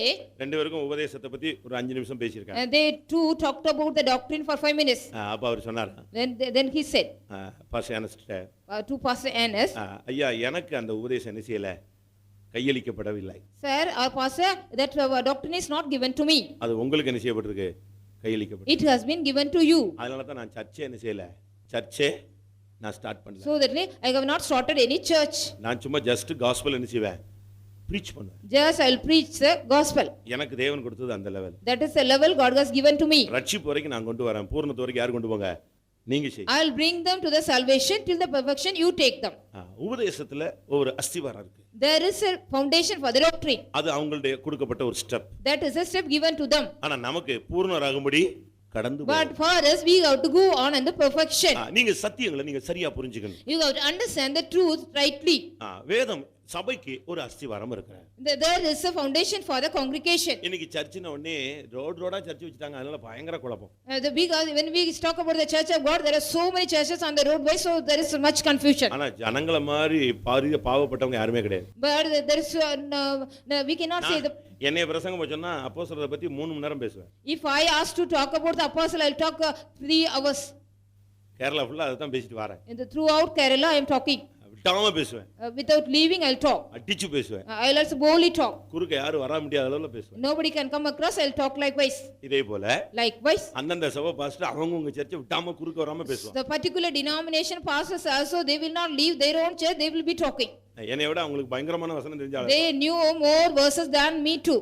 அப்ப அவங்க பேசுறாங்க, இந்த ஜனங்கள் போய் உள்ள மாட்டிக்கிட்டு அவனுக்கு எங்க போறது வர்றதுன்னு தெரியாம மாட்டிக்கிறான். Because the pastors are talking very well, the people do not know where to go and where to come, they are so caught in there. யோவான் ஸ்நானனுக்கு சீசர்கள் இருந்தாங்க, அவர் ஞானஸ்நானம் கொடுத்துக்கிட்டே வர்றார். John the Baptist, they had that is he was also going on baptizing everybody. திடீர்னு ஒரு நாள் இயேசு கிராஸ் பண்றார். All of a sudden one day Jesus was crossing the way. இதோ உலகத்தின் பாவங்களை சுமந்து இருக்கிற தேவாட்டுக்குட்டி. Behold the Lamb of God who carry away the sin of the world. இத கேட்ட உடனே அந்திரேயாக்கு ஒண்ணுமே ஓடல. After hearing that, Andrew couldn't do anything. But அங்க நின்னுட்டு இருந்தது யாருதான்? But who was standing there? அவனும் இன்னொருத்தனும் தான் நின்னாங்க. He and another man was standing there. அவன் நினைச்சது யோவான் ஸ்நானகன் தான் டாப்னு நினைச்சிருந்தான். He thought only John the Baptist was the topmost person. ஏன்னா இயேசுவுக்கு யார் கொடுத்திருக்க என்ன கொடுத்திருக்கான்? But who gave the baptism even to Jesus? ஞானஸ்நானம் கொடுத்திருக்கான். Only John the Baptist baptized Jesus. அந்த லெவல்ல அவன் நின்னுட்டு இருக்கும்போது திடீர்னு உலகத்தின் பாவங்களையே சுமந்து இருக்கிற ஒரு ஆள் போறாருன்ன உடனே நேரா பின்னாலேயே போயிடு. In that level when he stand, behold the Lamb of God which carries away the sin of the world, when this city even follow. போய் அவர்ட்ட கேட்டான். He asked and asked, ரபி நீர் எங்க தங்கி இருக்கீங்க? Rabbi, where are you staying? ரபிக்கு எங்க address? Where is the address for the Rabbi? இங்க உள்ள ரபி இல்ல. Not the Rabbi here. அந்த ரபிக்கு அட்ரஸ் இல்ல. That Rabbi Jesus, he doesn't have any address. அவர் என்ன சொன்னார் தெரியுமா? What did he say? நீ வந்து பாறேன். You come and see. அவன் ஒரு நைட் போய் இயேசுவோட. One night he also went and dwelt with Jesus. காலையில அவங்க அண்ணன் பேதுருவை பார்த்தான். Morning he saw Peter, his elder brother. பைபிள்ல சொல்லி இருக்கே. It is said in the Bible. அந்த மேசியாவை நான் நைட் என்ன செஞ்சேன்? Yesterday I have seen the Messiah which is said in the Bible. முடிஞ்சு போச்சு. அடுத்த நாள் யாருக்கு சீசனா மாறிட்டான்? The next day he became the disciple of Jesus. யாருக்கு? ஆனாலும் Even though யோவான் சிறைச்சாலையில் இருக்கும் பொழுதும் ஒரு சில சீசர்கள் யார் கூடயே இருந்தாங்க? யோவான் கூடயே இருந்தாங்க. when John the Baptist was imprisoned, some disciples were also with John the Baptist. இவன் வந்துட்டான். He came. இவன் கூட நின்னவன் வந்துட்டான். Other man one who went இவன் போய் with அவங்க him. அண்ணனுக்கு சொன்னா அவங்க அண்ணன் வந்துட்டாரு. The brother also came. ஆனாலும் Even though ஒரு சில சீசர்கள் கடைசி வரைக்கும் யார் கூட இருந்தாங்க? யோவான் ஸ்நானகன். some disciples they were also with John the Baptist. யோவான் ஸ்நானகன் சிறைச்சாலையில் இருக்கிறாரு. He was imprisoned, John the Baptist. இயேசு ஊழியத்தை துவங்க போறாரு. Jesus is going to start the ministry. யோவான் ஸ்நானகனுக்கு ஒண்ணுமே புரியல. John the Baptist couldn't understand anything. அவன் என்ன நினைச்சான்? ஜெயில போட்ட உடனே இயேசு எங்க வந்துருவாரு? அப்படி ஜெயிலுக்குள்ள வந்துருவாருன்னு யோசிச்சான். John the Baptist saw when he was imprisoned, Jesus will come and meet him in the prison. At least ஜாமீனாவது எடுப்பாருன்னு At யோசிச்சான். least he will come for the bail. ஒண்ணும் பெயில் எடுக்கல, ஜாமீன் எடுக்கல, He did ஒண்ணும் not come for the bail or anything. Time போயிட்டே The இருக்கு. time was passing. அவனுக்கு ஒண்ணும் புரியல. He couldn't understand. ரெண்டு சீசரை கூப்பிட்டான். He called two of his disciples. ஜீசஸ்னு ஒருத்தர் இருக்கார், அவரை போய் பாருங்க. Go and see, a man is called Jesus. வருகிறவர் நீர்தானா? Are you the one to come? வேறொருவர் வர நான் Are we காத்திருக்கிறேன். to look for the another one to come? யோவான் தடுமாறிட்டான உடனே இயேசு ரொம்ப கலங்கிட்டார். Jesus also troubled because John the Baptist has stumbled. ஸ்திரீகளில் பிறந்தவனில் யோவானை பார்க்கிலும் பெரியவன் ஒருவனும். No man is greater than the man who born in the woman. அவன் அவ்வளவு பவர்ஃபுல்லான. Like a powerful man was John the Baptist. அப்படிப்பட்ட ஆளு விசுவாசத்துல என்ன செய்றான்? Such தடுமாறான். kind of great man was stumbling in his faith. உடனே இயேசு சொன்னார், என் நிமித்தம் இடரலடையாது இருக்கிறவன் பாக்கியவான் Blessed என்று is போய் the அவன்கிட்ட man போய் சொல்லு. who is not stumbling regarding me, he said. சத்தியம் தெரியும், He knew இயேசு the இருக்கிறார்னு தெரியும். ஆனாலும் யோவான் ஸ்நானகன் பின்னால் போகிற கூட்டங்கள் இன்னும் இருக்கிறார். Even though some group of people they are go following the John the Baptist. சபையின் அஸ்திபாரம் என்ன? What is the foundation of the church? நான் முதல்ல ட்ரூத் சொன்னேன், டாக்டரின்ஸ் சொன்னேன். First of all I told about the doctrines and the truth. அது என்ன? What are they? மனம் திரும்புதல், That is repentance, விசுவாசம், the faith, கைகளை வைக்கிறது, laying on hands, அடுத்து என்னது? resurrection. விசுவாசம் கூடாது. Resurrection. சத்தமா ஸ்நானங்களுக்கு அடுத்த உபதேசத்துக்கு அடுத்து என்னது? மரித்தோரின் உயிர்த்தெழுதல், நித்திய நியாய தீர்ப்பு என்பவைகளாகிய அஸ்திபாரங்களை மறுபடியும் போடாமல் பூரணராகும்படி கடந்து We have to போவோம். go on unto perfection, not lay the foundation again these things. இது சர்ச்சினுடைய உபதேச அஸ்திபாரங்கள். These are the foundation of the doctrine of the church. சர்ச்சுக்கு அஸ்திபாரம் என்ன? What is the foundation of the church? நான் சொல்றது யாரும் தப்பா சபைக்காக நான் பேசுறேன்னு நினைச்சிராதீங்க. Don't wrongly understand what I have talked for the church sake. CPM பத்தி ரொம்ப பெருமையா பேசுறாங்கன்னு நினைச்சிராதீங்க. Don't think I am talking very proudly about CPM. சத்தியத்தை பேசுறேன். உங்களால கிரகிக்க முடிந்தால் சந்தோஷம். If you understand I am talking the truth, it is better. அஸ்திபாரத்தை பத்தி நான் பேசுறேன். I am talking about the foundation of the church. சர்ச்சுனா சர்ச்சுக்கு அஸ்திபாரம் இருக்கு. If there is church, mean there is foundation for the church. அஸ்திபாரம் பரலோக ராஜ்யத்துக்கு அஸ்திபாரம் வச்சிருக்காரு. Even the kingdom of heaven has the foundation. வெளிப்படுத்தல் 21ஆம் அதிகாரத்துல பாத்தீங்கன்னா 12 அஸ்திபார கற்களை நீங்கள் பார்க்கலாமே. We can, if you see, read in the Revelation 21st chapter, there are 12 foundation stones. அப்படினால உலகத்துல ஒரு கட்டடத்துக்கு ஒரு சாதாரண ஒரு டென்ட் போடணும்னா கூட நீ 2 அடி தோண்டி என்ன செய்யணும்? செட் பண்ண வேண்டியிருக்கு. Ordinarily if you want to lay a tent in the wall, you have to dig for 2 feet and lay the foundation. அப்படியே போல சபைனா அதுக்கு ஒரு அஸ்திவாரம் இருக்கு. If there is a church of God, there is a foundation likewise. முதலாம் கொரிந்தியர் 1 Corinthians 12ஆம் அதிகாரம் 12th chapter 28ஆம் வசனம். 28th verse. போதுமா? Isn't it enough? தேவனானவர் பைபிள் இருக்கவங்க எல்லாம் கொஞ்சம் நல்லா பாத்துக்கங்க. திருப்பி எவனாவது ஏதாவது கேள்வி கேட்பான், அப்ப திருப்பி அவனை ஏன்ட்ட கூட்டு வராத, நீயே சமாளிக்கணும். Those who are having the Bible, read it well and listen it well. When somebody asks question, you just answer. மீன் குஞ்சுகள், உங்களுக்கு நீந்ததுக்கு என்ன செய்ய வேண்டியதில்லை, சொல்லி தர வேண்டியதில்லை. We no need to teach you to how to swim. காலத்தை பார்த்தால் போதகராய் இருக்க வேண்டிய நீங்கள் Seeing the time, you should be the preachers of gospel. தேவனானவர் சபையிலே முதலாவது யாரை ஏற்படுத்தினாரு? அப்போஸ்தலர். God says, first of all in the church, apostles. அற்புதம், குணமாக்கு வல்லமை, ஊழியம், அந்நிய பாஷை, தீர்க்க தரிசனம் இதெல்லாமே second part, third part, fourth part. The second and third part are the miracles and governments, diversities of tongues and healings. முதலாவது ஏற்படுத்தப்பட்டது அப்போஸ்தலர். The first of all, God ordained the apostles in the church. அப்போ நம்ம இருக்கிற சர்ச்சில் இந்த அப்போஸ்தலர் இருக்கிறாங்களாங்கறத நீங்க செக் பண்ணணும். First of all, you have to check in the church where we are, is there any apostles? நீ அங்க இருக்கிற லைட்ட பார்க்காத. You don't see the light which is there. அங்க இருக்கிற ஃபேனை பார்க்காத. You don't see the fans which are there. அந்த கட்டடம் கட்டப்பட்டிருக்கிற தன்மையை பார்க்காத. You don't see the nature the building is built. இயேசு இருக்கும் பொழுது When Jesus was there, சீஷர்கள் எல்லாம் இயேசுவோடு நடந்து வந்தாங்க. the disciples were walking with Jesus. ஆண்டவர் சொன்னாங்க, They ஆண்டவரே said, இந்த ஆலயம் எவ்வளவு அழகா இருக்கு அப்படினாங்க. see Lord, the temple of God is very beautiful. அவருக்கு ரொம்ப கஷ்டமா போச்சு. He was also suffered much. எல்லாத்தையும் விட்டுட்டு என் பின்னால வான்னு சொன்னா இவன் சர்ச் நல்லா இருக்குன்னு சொல்லிட்டு இருக்கானே. Leaving all and follow me means they are saying about the church is very good. உடனே என்ன சொன்னாரு? Immediately what did he say? இந்த ஆலயம் ஒரு கல்லின் மேல் ஒரு கல் இராதபடி பேர்த்தெடுக்கப்படும். This temple of God also will be broken, even one stone will not be laid upon another stone. இது மேல உள்ளத நீ பாத்துட்டு இருக்காத. Don't see what is up in the building.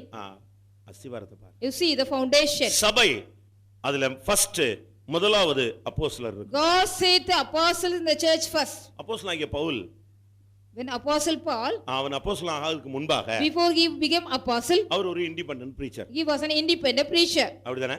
Isn't it? சரிதான் நான் சொன்னது? Whether I say is right. ஞானஸ்நானம் எடுத்து பரிசுத்த ஆவி பெற்ற உடனே அடுத்த நாள் தாமதமின்றி இயேசுவே கிறிஸ்து என்று என்ன செய்தான்?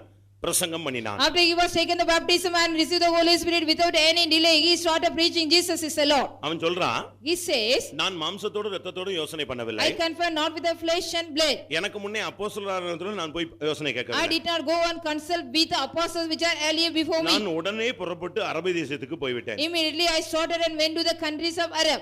உடனே அவர் பாஸ்டர் ஆயிட்டார். Immediately he became the pastor. ஏன்னா அவனுக்கு டைரக்டா எந்த காலேஜும் அவனுக்கு சொல்ல வேண்டிய இல்ல, பிஹெச்டி கொடுக்க வேண்டிய இல்ல.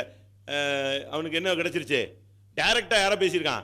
இயேசு அவன்கிட்ட He பேசியிருக்கிறார். has no college, he has to give any degree of PhD anything, because directly he has spoken to the Lord Jesus Christ. அவன் யார்ட்டையும் போய் ஆலோசனை எல்லாம் ஒண்ணுமே கேட்கல. He no need to go and consult with anybody or get the counseling from anybody. நேரா உடனடியாக அவன் புறப்பட்டுட்டான். Immediately he also deported to Arab countries. இஷ்டத்துக்கு ஊழியம் செஞ்சான். He wanted to do his ministry as he liked. ஒரு limit தாண்டி வரும்போது After he crossed over a limit, அப்பப்ப அவனுக்கு டவுட்ஸ் வந்துச்சு. often he gets some doubts. அந்த டவுட் வரும்போதெல்லாம் அப்போஸ்தலர்ட்ட போய் கொஞ்சம் question பண்ணிக்குவான். Whenever he get the doubt, he go and ask questions to the apostles. அப்போஸ்தலர் 9:28ல Acts of Apostles 9:28. அதன் பின்பு அவன் எருசலேமிலே அவரிடத்துல போக்கும் வரத்துமா இருந்தான். Afterwards he also went to the apostle often. அப்படி போயிட்டு வர்றது, ஏதாவது கேட்டுக்கிறது, கன்வென்ஷன் மாதிரி அப்படி அட்டெண்ட் பண்ணிட்டு வந்துடுறாரு. He'll just go like a convention, attend and come and go enjoy something and come back.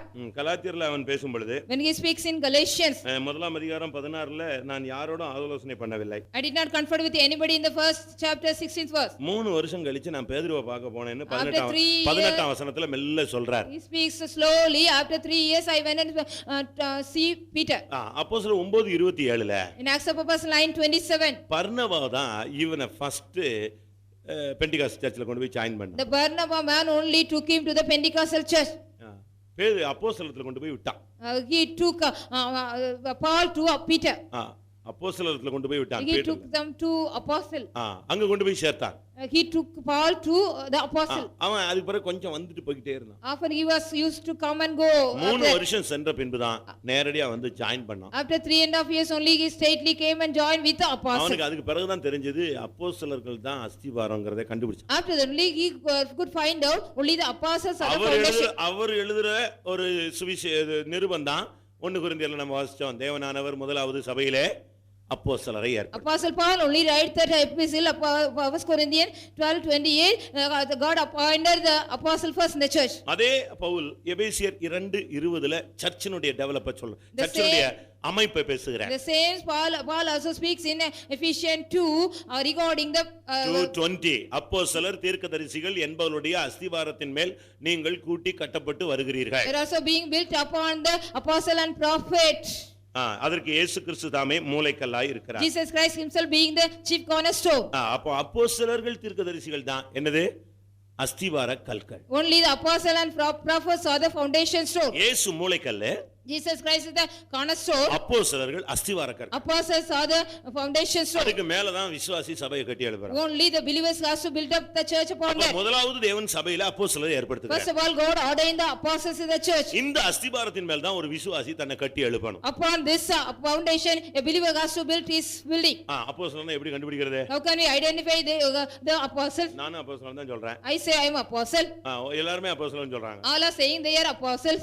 அப்படினா யார் அப்போஸ்தலன் எப்படி கண்டுபிடிக்கிறது? Then how can we identify who is an apostle? ஒரு சிலர் சொல்றாங்க 12 அப்போஸ்தலரோட டைம் முடிஞ்சு போயிடுச்சுடா. Some people are saying the time has also finished with the 12 apostles. அந்த சிஸ்டமே க்ளோஸ் ஆயிடுச்சு. The system is completely closed, they say. அந்த சிஸ்டம் க்ளோஸ் ஆனா மத்தியா யாரு?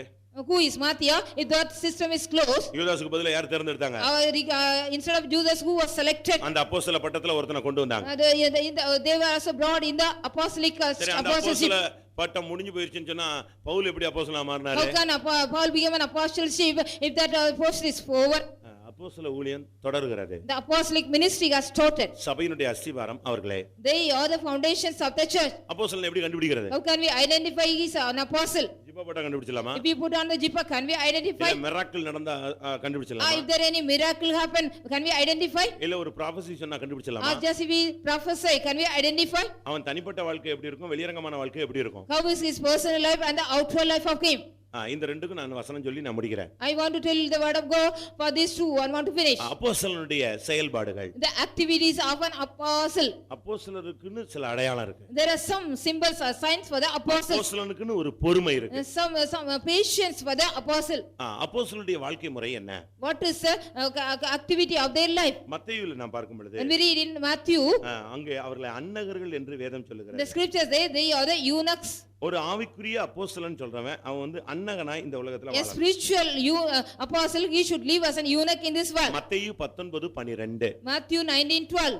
அங்கே பரலோக ராஜ்யத்தின் நிமித்தம் தங்களை அன்னகர்கள் ஆக்கிக் கொண்டவர்கள். Regarding the heavenly kingdom, they made themselves as eunuchs. இதைத்தான் ஏசாயா 56 அதிகாரத்தில் பார்க்கும் பொழுது When we read in Isaiah 56 chapter regarding this, அன்னகர்களுக்கு பரலோக ராஜ்யத்துல ஒரு மேன்மையான ஒரு இடத்தை நான் வைப்பேன் சொல்கிறார். the Lord says, I'll keep an excellent place for the eunuchs in the heaven. அவனுக்கு இந்த உலகத்துல பரலோக ராஜ்யத்தின் நிமித்தம் அன்னகனாய் தன்னை மாற்றிக் கொண்டவன். Those they made themselves in the world as an eunuchs regarding the heavenly kingdom. அவன் இந்த உலகத்துல தன்னை எல்லாவற்றையும் விட்டவன், வெறுத்தவன். One who has hated everything and left everything in the world. Levi கோத்திரத்தை சேர்ந்தவங்க தான் பழைய ஏற்பாட்டுல ஊழியம் செய்யணும். The Old Testament, only the tribe of Levi, they could do the ministry. ஆனால் ஆண்டவராகிய இயேசு யூதா கோத்திரத்தை சேர்ந்தவர். But Lord Jesus Christ belonged to the tribe of Jew. இவர் எப்படி பிரதான ஆசாரியரா மாறினாரு? How he can become the high priest? எபிரேயர்களின் நிருபத்துல நீங்க பாத்தீங்கன்னா, If you read in the Hebrew, மெல்கிசேதேக்கின் முறைமையின்படி அவர் நித்திய பிரதான ஆசாரியர் என்று நாமம் தரிக்கப்பட்டார். he also given the name, he is an everlasting high priest according to the order of Melchizedek. அப்படின்னா என்ன அர்த்தம்? What is the meaning of that? மெல்கிசேதேக்குன்னு ஒரு முறைமை இருக்கு. There is an order called Melchizedek. புதிய ஏற்பாட்டு அப்போஸ்தல ஊழியனுக்குன்னு ஒரு policy. And there is a policy for the New Testament apostolic ministry. எபிரேயர் 7 அதிகாரம் 3 வசனம் 4 வசனத்தை பார்க்கும் பொழுது, When we read in Hebrews 7 chapter 3 and 4 verses, மெல்கிசேதேக்குன்னா தாயும் தகப்பனும் வம்ச வரலாறு இல்லாதவன். Melchizedek, he doesn't have father, mother or any descent. அவனுக்கு தான் இயேசு கிறிஸ்து பிரதான ஆசாரியர். Jesus Christ became the high priest for him. மெல்கிசேதேக்கின் முறைமையில வர்றவன் ஒருத்தனுக்குமே தாய் தகப்பன் இல்லைன்னு சொல்லி அவன் வாழ்ந்து காட்டான். He has to live, one who comes according to the order of the Melchizedek, he has to live without father or mother or any descent. அவனுக்கு வம்ச வரலாறு இருக்க கூடாது. He should not have any descent. நான் ஒரு நாள் ஒரு இடத்துல இருக்கும்போது, One day when I was in a place, சும்மா இந்த காசுக்காக இண்டிபெண்டன்ட்டா ஊழியம் செய்றவங்க 1-2 பேர் வருவாங்க. some independent preacher, they used to come and meet me for some money sake. அவங்க ஊழியம் செய்ய வரும்போது, When they come to do the ministry, அவங்களுக்கு பாவம் ஏதோ 50 100 நம்ம செலவு கொடுப்போம். we will be giving some money for their expenses. உடனே அந்த ஆள் ஜெபிக்க ஆரம்பிச்சிட்டான். Immediately that preacher started praying. 100 ரூபாய் கொடுத்த உடனே ஜெபம் ஸ்டார்ட் ஆயிடுச்சு. When I gave 100 rupees, he prayed. இந்த பாஸ்டரையும் பாஸ்டர் அம்மாவையும் பிள்ளைகளை எல்லாம் ஆசீர்வதியும். Lord, bless this pastor and the mother of pastor and the children. மதரா பாஸ்டரா? பாஸ்டருக்கு அம்மா. எனக்கு pastor- இத கேட்ட உடனே ஒண்ணு அவன் ஜெபிச்சிட்டு இருக்கா, நான் சிரிச்சிட்டே இருக்கேன். முடிஞ்ச உடனே என்னையா ஜெபம் பண்ண? After the ஐயோ நீங்க பெண்டெகாஸ்ட்ல நான் மறந்தே போயிட்டேயா நான். he said, this Pentecost I got forgotten. அப்படியே ஒவ்வொரு சர்ச்சா போறது, இருக்கிற அம்மாவெல்லாம் தோத்திரம் பண்ணாதான் ஏதாவது காசு கொடுப்பான். ஒவ்வொரு சர்ச்சா போறது, எல்லாருக்கும் அம்மா அம்மா அப்பாவெல்லாம் வாழ்த்தினாதான் காசு கிடைக்கும். If you visit all the denomination of the churches, if you praise all the everybody only, you will get some money. இயேசு கிறிஸ்து மெல்கிசேதேக்கின் முறைமையில் உள்ள அந்த ஆசாரியத்துவத்துக்கு அவர் நித்திய பிரதான ஆசாரியர். Jesus Christ is the eternal high priest for the according to the order of Melchizedek. அதுக்கு அந்த policy தான் புதிய ஏற்பாட்டு ஊழியக்காரன் அன்னகன் அவன்தான் அப்போஸ்தலன்.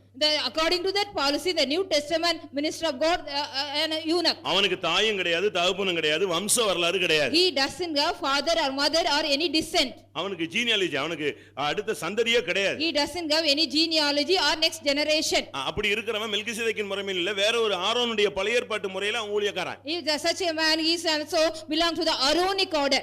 ஆரோனுடைய முறைமை ஜனங்களை பூர்ணப்படுத்தவில்லை என்று எபிரேயர்ல வாசிக்கிறோம். We read in Hebrew, the Aaronic order did not make the perfect. ஆரோனுடைய முறைமை ஜனத்தை பூர்ணமாக்காதனால தான் மெல்கிசேதேக்கின் முறைமையில இயேசு பிரதான ஆசாரியரா வந்தார். Jesus Christ became the high priest because the Aaronic order did not make the people perfect. வம்ச வரலாறு இல்லாதவன் தான் ஊழியம் செய்யணும். எபிரேயர் 7:4 இந்த மெல்கிசேதேக்கு தான் டைத்தே வாங்கலாம். Those who do not have any descent or genealogy, they have to do the ministry, they are able to get the tithe. அப்படிதானே? Send it. பாஸ்டர் வாங்கலாம், கண்காணி வாங்கலாம், மூப்பர் வாங்கலாம், தீர்க்கதரிசி வாங்கலாம், பிசாசு ஓட்டுறவன் வாங்கலாம் அப்படின்னு எங்கயாவது பைபிள்ல இருக்கா? Is there any written in the Bible the pastor or the preacher or any bishop or anybody reverend, anybody get it? ஆதியாகமத்துல நீங்க பாருங்க. You read in the Genesis. Abraham விசுவாசிகளின் தகப்பன். Abraham was the father of faith. அவன் யாருக்கு தசமபாகம் கொடுத்தான்? To whom he gave the tithe. யாருக்கு? To whom he gave the tithe. லோத்துக்கு கொடுத்தானா? Did he give to Lot? யாருக்கு கொடுத்தான்? To whom he gave the tithe. ஆரோனை கூப்பிட்டு கொடுத்தானா? Whether he gave the tithe to the Aaron? யாருக்கு கொடுத்தான்? To whom he gave the tithe? மெல்கிசேதேக்குக்கு தான் கொடுத்தான். To Melchizedek. அதான் எபிரேயர் 7:4 சொல்லுது, அவன்தான் தசமபாகம். He is able to get the tithes in the Hebrew 7:4 says. இப்படிப்பட்ட ஊழியம் பழைய ஏற்பாட்டிலே தேவனுடைய மனதில் இருந்தது. Even like such kind of ministry was found in the mind of God in the Old Testament period. உபாகமம் 33ல In Deuteronomy 33, 8-9 படிச்சு பாத்தீங்கன்னா 8 and 9th verses. லேவியின் புத்திரர் கையில தான் ஊரீம் தும்மீம் என்ற ரெண்டு தன்மை கொடுத்து வச்சிருந்தார். Two kind of nature power for the call Urim Thummim were given in the hand of Levite. அவன் எப்படி இருக்கணும் தெரியுமா? How he should be? அந்த ஊரீம் தும்மீம் இருக்கிறவன் என்ன செய்யணும் தெரியுமா? What a man who is having Urim Thummim should than do. தகப்பனுக்கும் தன் தாய்க்கும் நான் உங்களை பாரேன் என்று சொல்லணும். He has to say to his father and mother, I will not consider you. தன் சகோதரரை அங்கீகரியாமல் He இருக்கணும். should not consider or accept his brethren. ஊழியத்துக்கு வரதுக்கு முன்னால அவனுக்கு பிள்ளைகள் இருந்தா பிள்ளைகளை அறியாமல் இருக்கிறவன் வசமாய் அவைகள் இருப்பதாக. Before he is come to the ministry, he had children, the one who do not know about his children, let it be with that. அதனால தான் பீட்டருக்கு ஒய்ஃப் இருந்தாங்க, அவங்கள சிஸ்டரா மாத்திக்கிட்டார். So Peter had wife, he made him a sister. Correct தானா? Is it correct? மனைவியாகிய சகோதரியை He took the wife, the sister. யோசிச்சு பாருங்க. You think about it? மெல்கிசேதேக்கு அதுதான் அஸ்திபாரம். That is the foundation, the Melchizedek. எபேசியர் 2:20 அப்போஸ்தலர் தீர்க்கதரிசிகள் இந்த அஸ்திபாரத்துல நீ கட்டினாதான் நீ பரலோகம் போய் சேருவாய். Ephesians 2:20, upon this apostle and prophets, the foundation if you build, you will go to heaven. உன்னுடைய அஸ்திபாரம் எப்படி இருக்கிறது? How is your foundation? உன்னுடைய அஸ்திபாரம் பரிசுத்தத்துல இருக்கிறதா? Whether it is on the holiness, உன்னுடைய அஸ்திபாரம் கிறிஸ்துவில இருக்கிறதா? whether your foundation is on Christ, உன்னுடைய அஸ்திபாரம் அப்போஸ்தலர் மேல இருக்கிறதா? whether your foundation is found on the apostle, உன்னுடைய அஸ்திபாரம் நித்திய அஸ்திபாரம் whether இருக்கிறதா? your foundation is an everlasting foundation. மறுபடியும் பாவ அறிக்கையை செஞ்சுக்கிட்டே அதே அஸ்திபாரத்தை திரும்ப போட்டுட்டே இருக்கியா? Are you also laying the foundation again and again by confessing the same sin? இல்ல எரிகோவிலே போடுகிறாயா? Or are you laying a foundation in Jericho? எத்தியோப்பியாவிலே போடுகிறாயா? Are you laying a foundation in Ethiopia? சமாரியாவிலே போடுகிறாயா? Are you laying a foundation in Samaria? மோவாபில் போடுகிறாயா? Are you laying a foundation in Moab? இல்ல புழுதியில் போடுகிறாயா? Or are you laying a foundation in the dust? எல்லாரும் ஒரு விசை கண்களை Let us all close our eyes for 1 minute. உன்னுடைய அஸ்திபாரம் எங்கே? Where is your foundation? உன்னுடைய அஸ்திபாரத்தின் தன்மை எப்படி What இருக்கிறது? is the nature of your foundation? என் வார்த்தைகளை கேட்டும் Though you hear my words, அவைகளின்படி செய்யாமல் நீ போனது என்ன? why you did not do accordingly? ஆண்டவரே என்று என்னை அழைக்கிறாய். You are also calling me Lord, Lord. ஆனால் என்னுடைய வார்த்தையின்படி நீ செய்யாமல் போனது என்ன? Then why you didn't do according to my words? நான் உன்னை மணலில் அஸ்திபாரம் போட்டவனுக்கு ஒப்பாக மாற்றுவேன். I compare a man one who laid his foundation on the sand. என்னுடைய வார்த்தையின்படி செய்கிறவன் எவனோ அவன் கன்மலையிலே தோண்டி அஸ்திபாரம் போடுகிறான். Whomever is doing according to my word, but he is also digging in the rock and laying his foundation. எல்லாரும் கண்ணை மூடி முழங்கால் போட்டு நம்முடைய அஸ்திபாரத்தை ஒரு ட்ரிப் திரும்பி பார்க்கலாமே. Let us all turn our foundation, closing our eyes and kneeling. மனிதன் முகத்தை பார்க்கிறான். Man is watching or seeing the face. தேவன் உன் இருதயத்தை பார்க்கிறார். God is watching your heart. மனுஷன் வீட்டினுடைய மேல் பகுதியை பார்க்கிறான். Man is seeing the upper portion of the house. ஆனால் ஒரு பொறியாளனுடைய சிந்தை அஸ்திவாரத்திலே போய் கொண்டிருக்கிறார். ஒரு இன்ஜினியருடைய எண்ணங்கள் அஸ்திவாரத்திலே போய் கொண்டிருக்கிறார். But the imagination of an engineer is going in the foundation. இந்த கூட்டத்துல நீ உட்கார்ந்து இருக்கிற, You are seated in the church. உன்னுடைய அஸ்திவாரத்தை தேவன் காண்டு கொண்டிருக்கிறார். God is also watching your foundation. ஒரு 2 நிமிஷம் எல்லாரும் முழங்கால் படிடுவோம். For 2 minutes, let us all kneel down. பைபிள்லாம் மூடி வைங்க. Close all your Bibles. ஆண்டவர் உன்கிட்ட கேட்கிற கேள்விக்கு நீ பதில் சொல். You have to answer the question what the Lord. என்னை ஆண்டவரே ஆண்டவரே என்று நீ அழைக்கிறாய். You are also calling me Lord, Lord. ஆனால் நான் சொல்லியும் நீ அதின்படி செய்யாமல் போனது என்ன? And why did you do even though I have told you to do that? எத்தனை பேருடைய உள்ளத்தில் இந்த வார்த்தை தைக்கிறது? How many of your hearts this word is going and stitching? மறுபடியும் மோவாபிலே அஸ்திவாரம் போடுகிறாயே. Again you are laying the foundation on Moab. வேறுபாட்டின் ஜீவியத்தை உடைத்து போடுகிறாயே. Just breaking the life of separation. மறுபடியும் தவறான உறவுக்கு போகிறாயே. Again you are going for the wrong relationship. மறுபடியும் எரிகோவுக்கு அஸ்திவாரம் போடுகிறாயே. Again you are laying the foundation for Jericho. எவ்வளவோ ஆசீர்வாதங்களை அடிச்சு நொறுக்கினாலும் பனிஷ் பண்ணாலும் சிட்சித்தாலும் மறுபடி எரிகோவுல போய் அஸ்திவாரம் போடுகிறாயே. As many as time the foundations are broken and bruised, again you are laying the foundation in Jericho. திரும்பவும் ஏன் சமாரியாவுக்கு போய் அஸ்திவாரம் Why are you again going to Samaria and laying a foundation? ஏன் மறுபடியும் நீ விகற்பமான காரியங்களை பேசுகிறாய்? Again you are talking, again why are you talking about the strange things? ஏன் மறுபடியும் எத்தியோப்பியாவுல போய் நீ அஸ்திவாரத்தை போடுகிறாய்? Again why do you lay your foundation in Ethiopia? மறுபடியும் தீமை செய்ய ஏன் போகிறாய்? Why are you going to do evil again? தேவனுடைய அஸ்திவாரம் பரிசுத்தத்தில் இருக்கிறது. The foundation of God is on the holiness. இன்னைக்கு தேவனின் மேல் உன்னை அஸ்திவாரத்தை வைப்பாயாக. Today keep your foundation on God. நீ நீதிமானாய் மாறுவாயானால் உன்னுடைய அஸ்திவாரம் நித்தியமாய் மாறும். If you are a man change in a righteous man, your foundation will be a sure foundation. திட அஸ்திவாரம் ஆண்டவராகிய இயேசு கிறிஸ்து. The sure foundation is Lord Jesus அந்த Christ. கன்மலையிலே உன்னுடைய அஸ்திவாரத்தை போடு. You just lay your foundation on that rock. எல்லாரும் கண்களை மூடி தேவனை நோக்கி பாருங்கள். ஒரே கேள்வி, எத்தனை விசை ஆண்டவர் உன்னோடு பேசி இருப்பார்? நீ அதன்படி செய்யாமல் போனது என்ன?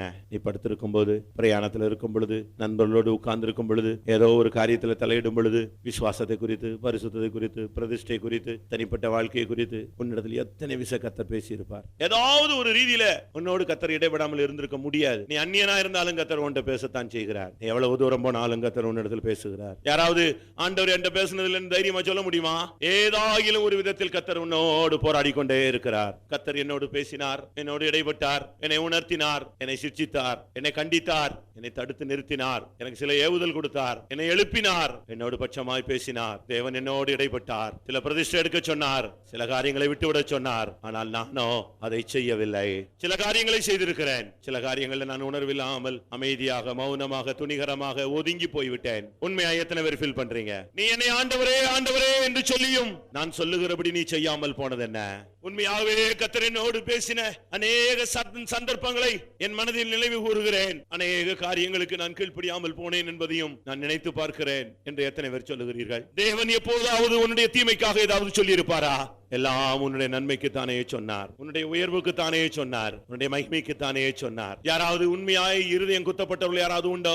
ஆண்டவர் என்னிடத்தில் அநேக காரியங்களை குறித்து பேசியும் நான் செய்யாமல் போனேன், என் மனசு வேதனைப்படுகிறது, என் உள்ளம் கொதிக்கிறது, நான் உண்மையாகவே இந்த விதிய விஷயத்துல நான் ஒரு குற்றவாளி என்று யாராவது உணர்ந்தால் எழும்பி கூட நீங்கள் நின்று அறிக்கை செய்யலாம். பார்க்கலாம் எத்தனை பேருக்குள்ள ஒரு உணர்வு வந்திருக்கிறது என்பதை சிந்தித்து பார்ப்போம். நான் உன்னிடத்தில் அநேக விசை பேசினேன், உன்னை எச்சரித்தேன், தடுத்தேன், உணர்த்தினேன், உன்னை எழுப்பினேன். என்னை நீ ஆண்டவர் என்று சொல்லியும் என் வார்த்தைகளை நீ கேட்டும் அதன்படி நீ செய்யாமல் போனது என்ன? பிரியமானவர்களே, இந்த விஷயத்துல நானும் ஒரு குற்றவாளி. எத்தனையோ விசை ஜெப விஷயங்களில, பிரதிஷ்டையின் விஷயங்கள்ல, ஆத்துமாக்களை சந்திக்கிற விஷயங்கள்ல, ஜனங்களுக்கு ஆலோசனை சொல்லுகிற காரியங்கள்ல கர்த்தர் பல காரியங்களை என்னிடத்துல பேசினது உண்டு. நான் அதை சொல்லாமல், நான் அதை செய்யாமல் இருந்த காலங்களை நினைவு கூர்ந்து மனஸ்தாபப்படுகிறேன். நீ தேவனுடைய வார்த்தையை நீ புறம்பே தள்ளினபடினால் கர்த்தர் உன்னோடு பேசுகிற அனுபவத்தை நிறுத்தி விட்டார். சில நாட்களாகவோ, சில மாதங்களாகவோ, சில வருடங்களாகவோ அந்த அனுபவம் உன்னை விட்டு போய்விட்டதை நீ ஆவியிலே உணர்கிறாய். இன்றைக்கு நீ மனஸ்தாபப்பட்டு அறிக்கையிட்டால் இரக்கமுள்ள தேவன் மறுபடியும் உன்னோடு பேச துவங்குவார். மறுபடியும் அவர் உன்னை தட்டி எழுப்புவார், மறுபடியும் அவர் உனக்கு ஆலோசனை சொல்லிக் கொடுப்பார், மறுபடியும் அவர் உன்னை உணர்த்துவார். அறிக்கை செஞ்சவங்க உட்காருங்க, கர்த்தர் ஒரு அபிஷேகத்தை நமக்கு மத்தியில் அனுப்ப போகிறார். ஹல்லேலூயா.